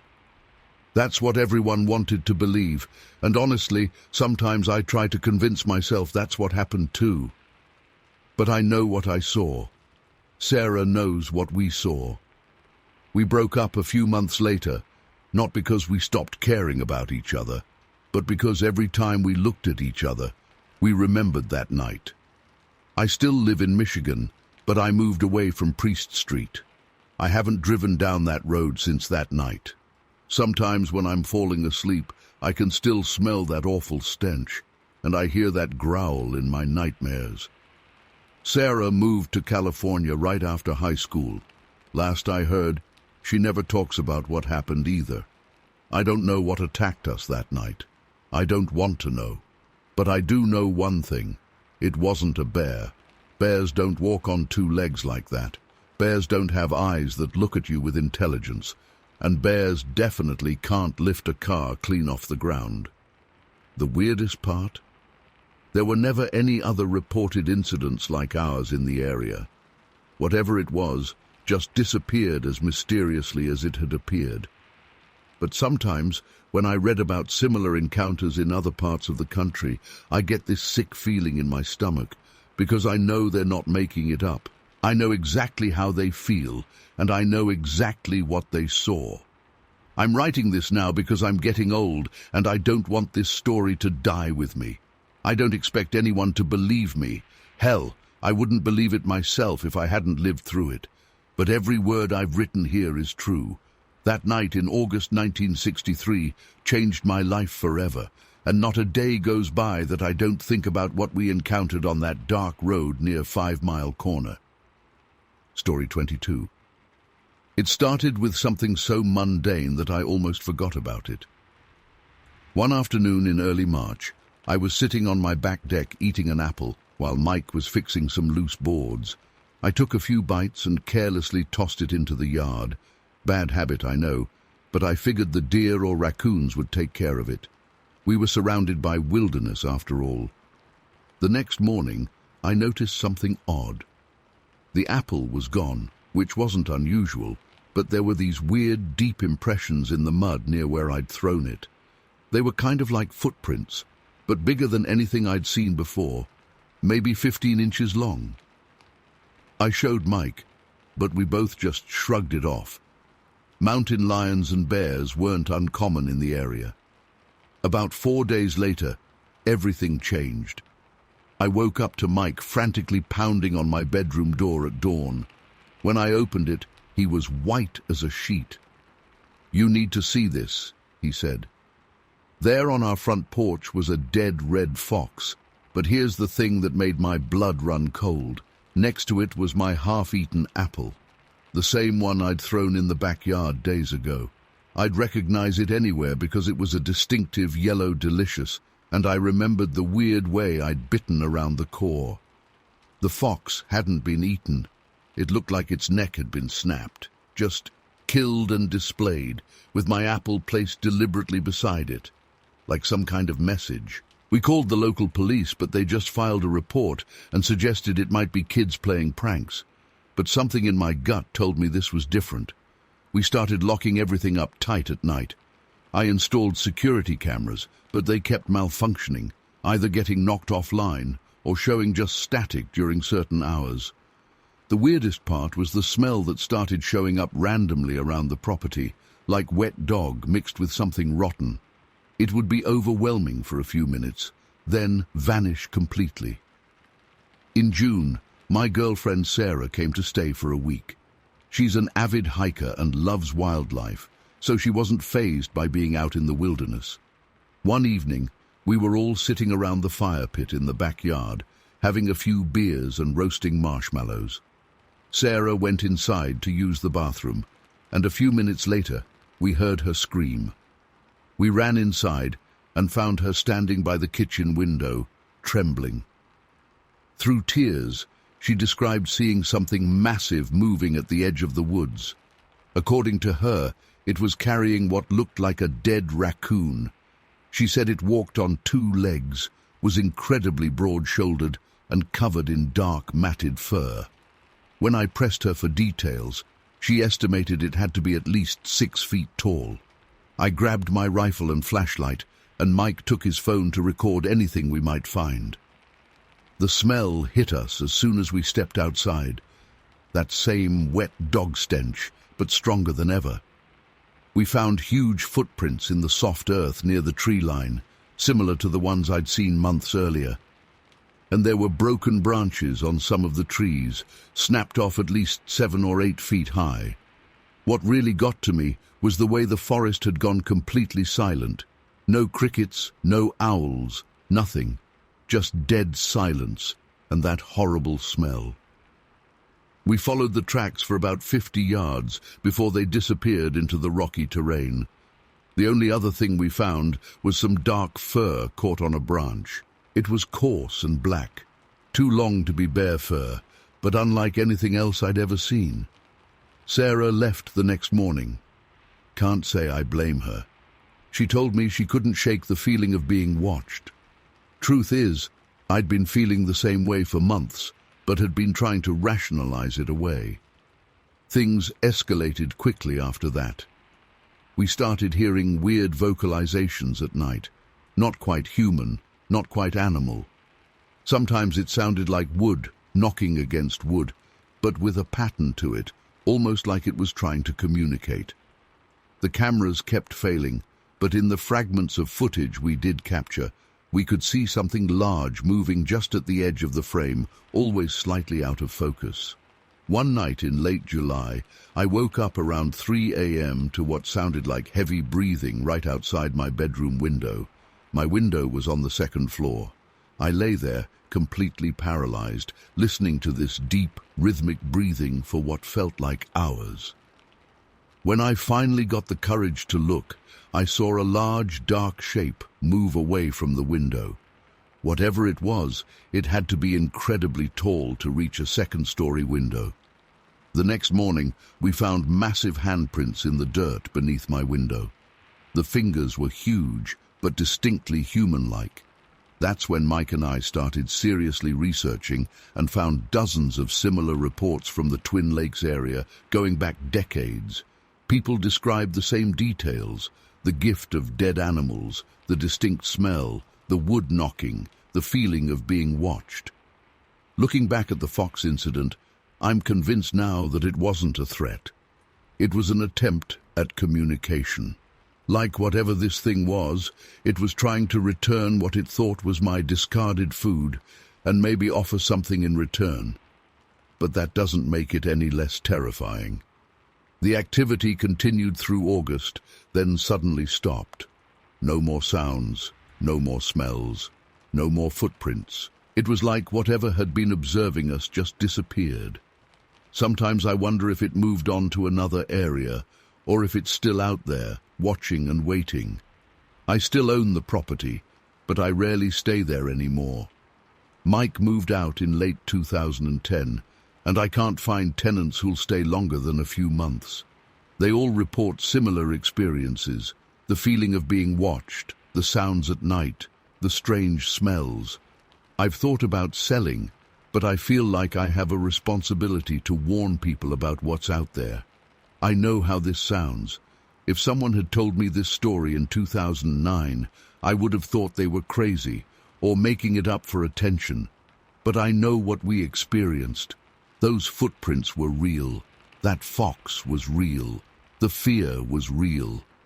Whatever that creature was, it was intelligent enough to understand the concept of gift-giving, strong enough to snap a fox's neck with ease, and stealthy enough to avoid being clearly captured on camera despite months of activity. The rational part of my brain still tries to explain it away.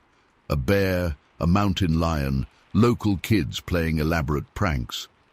But deep down, I know it was something else. Something that shouldn't exist but does. Something that was studying us as much as we were trying to study it. I've only been back to the property a handful of times since 2010, always during daylight hours, and never alone. The feeling of being watched never really goes away. Sometimes when I'm there, I'll catch that distinctive smell on the breeze just for a moment, and I know it's still out there, somewhere in those woods, watching and waiting. Story 23. I'm an experienced hunter. Been doing it since I was a kid with my dad in the Tennessee wilderness. Sarah and I bought this small hunting cabin in New River back in early 2022. Nothing fancy, just a simple 2-bedroom place surrounded by dense forest, about 3 miles from the nearest neighbor. We'd go up there most weekends, sometimes staying for a week or two during hunting season. The property had this beautiful creek running through it, maybe 400 yards from the cabin. Perfect spot for wildlife. It all started in late March. The weather was getting warmer, and we were up at the cabin for a long weekend. I remember that first morning so clearly. I was out on the back porch, drinking coffee around sunrise, when I caught movement in the tree line. At first, I thought it was a bear. We get plenty of those around here. But something felt different. The shape was wrong, and the way it moved was just off. That's when I saw it clearly, a massive pitch-black figure walking upright through the trees. I'm not talking about some guy in a suit. This thing was easily 10 feet tall, with muscles rippling under thick, dark fur. My coffee cup nearly slipped from my hand. I've spent my whole life in these woods, and I'd never seen anything like it. My heart was pounding so hard I could hear it in my ears. I quietly called Sarah out. She's usually the skeptical one, but when she saw it, she grabbed my arm so tight it left marks. We just stood there, frozen, watching this creature move through our property like it owned the place. But here's the crazy part. It wasn't alone. A few minutes later, a smaller figure emerged from the trees, maybe 8 feet tall, brown-colored with these distinctive black stripes across its back. A female, we later realized, and behind her, 2 younger ones, probably around 6 to 8 feet tall. They moved like a family unit, heading toward the creek. I know how this sounds. Trust me, I do. If someone had told me this story 2 years ago, I'd have laughed them out of the room. But watching them that morning, it was like seeing something you're not supposed to see, something that changes everything you thought you knew about the world. Over the next few months, they became regular visitors. Always the same family, the big male, the striped female, and the 2 juveniles. They seemed to have a routine. They'd show up early morning or late evening, usually heading to the creek. The young ones would play in the water. Yes, play. They'd splash around, throw mud at each other, act almost like human kids. The adults would often wallow in the mud nearby, keeping watch. What really got to me was their intelligence. These weren't just animals. The male, especially, we started calling him Shadow. Yeah, I know, not very original. He seemed to understand us on some level. He'd watch us from the trees, not in a threatening way, but with this curiosity. Over time, he started getting closer to the cabin. I remember this one evening in May. I was grilling on the back porch, and Shadow appeared at the tree line. Usually they stayed at least 100 yards away, but this time he slowly walked closer. Sarah was inside, and I was terrified, but somehow knew I shouldn't run. He stopped about 30 feet away, just watching. The smell of the cooking meat seemed to interest him. I slowly took a step back, and he took a step back too, like he was mimicking me. It was surreal. After that, Shadow would regularly come within about 30-40 feet of the cabin. The female, Sarah named her Stripe, was more cautious, always keeping the young ones further back. But Shadow, he seemed fascinated by us. He'd watch us through the windows sometimes, especially at night, not in a threatening way, but like he was studying us. We'd be sitting in the living room, and suddenly this massive face would appear at the window. Scared the hell out of us the first few times. The young ones were the most active. They'd play these games, throwing sticks, wrestling, chasing each other around the creek. Sometimes they'd build little structures with branches, almost like they were practicing nest building. Their vocalizations were incredible, not just grunts or growls, but this complex series of whoops and calls that seemed like actual communication. We started leaving out fruit and vegetables at the edge of the property. They'd take them, but always waited until we were inside or clearly away from the area. Shadow would sometimes leave things in return, interesting-looking rocks, twisted branches, once even a handful of berries laid out in a perfect circle. The really strange part was how they seemed to understand boundaries. They never tried to break into the cabin or harm us, even though they clearly could have. They respected our space, and we respected theirs. When we'd go hiking, we'd sometimes feel them following us, keeping their distance but watching. It should have been terrifying, but it started to feel protective. But everything changed one night in late August. We were having dinner when we heard this awful commotion outside, screaming, not human, but not like any animal I'd ever heard. We ran to the window and saw Shadow fighting with something in the darkness. There was this massive black shape, bigger than him, and they were locked in this brutal battle. The female and young ones were nowhere to be seen. The fight lasted maybe 2 minutes, but it felt like hours. The sounds were horrific, roars and impacts that shook the windows.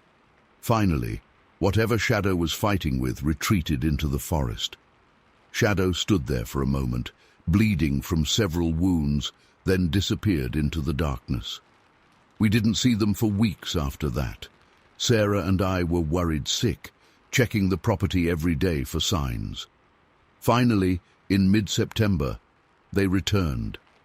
Shadow had these massive scars on his chest and arms, but he was alive. The family was intact. They stayed for a few more weeks, then, as winter approached, they just vanished. We waited all winter, hoping they'd return in spring 2023. They never did. Sometimes at night, we hear distant calls that might be them, but we haven't seen them since. We've kept everything exactly as it was: the cabin, the creek, the clearing where they used to play, just in case they come back. I know how crazy this all sounds. Trust me, I've spent countless nights trying to rationalize what we saw, trying to convince myself it was something else. But I know what we experienced. Those creatures weren't just some undiscovered animals. They were intelligent, social beings with their own family structure, their own way of communicating, their own culture almost. I'm not trying to convince anyone. Honestly, I'm not sure I want to. We never took pictures or videos, though we thought about it. Never reported it to any authorities or research groups. Some things just feel too special, too sacred to share that way.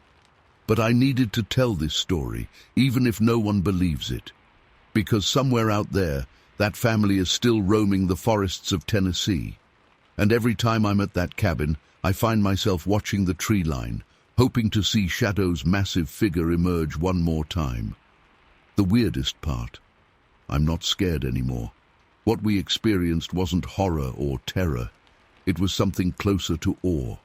These beings shared their world with us for a few precious months, and I'll never be the same. I miss them, as strange as that might sound. I miss watching the young ones play in the creek, miss Shadow's curious faces at the window, miss the feeling of being part of something so much bigger than ourselves.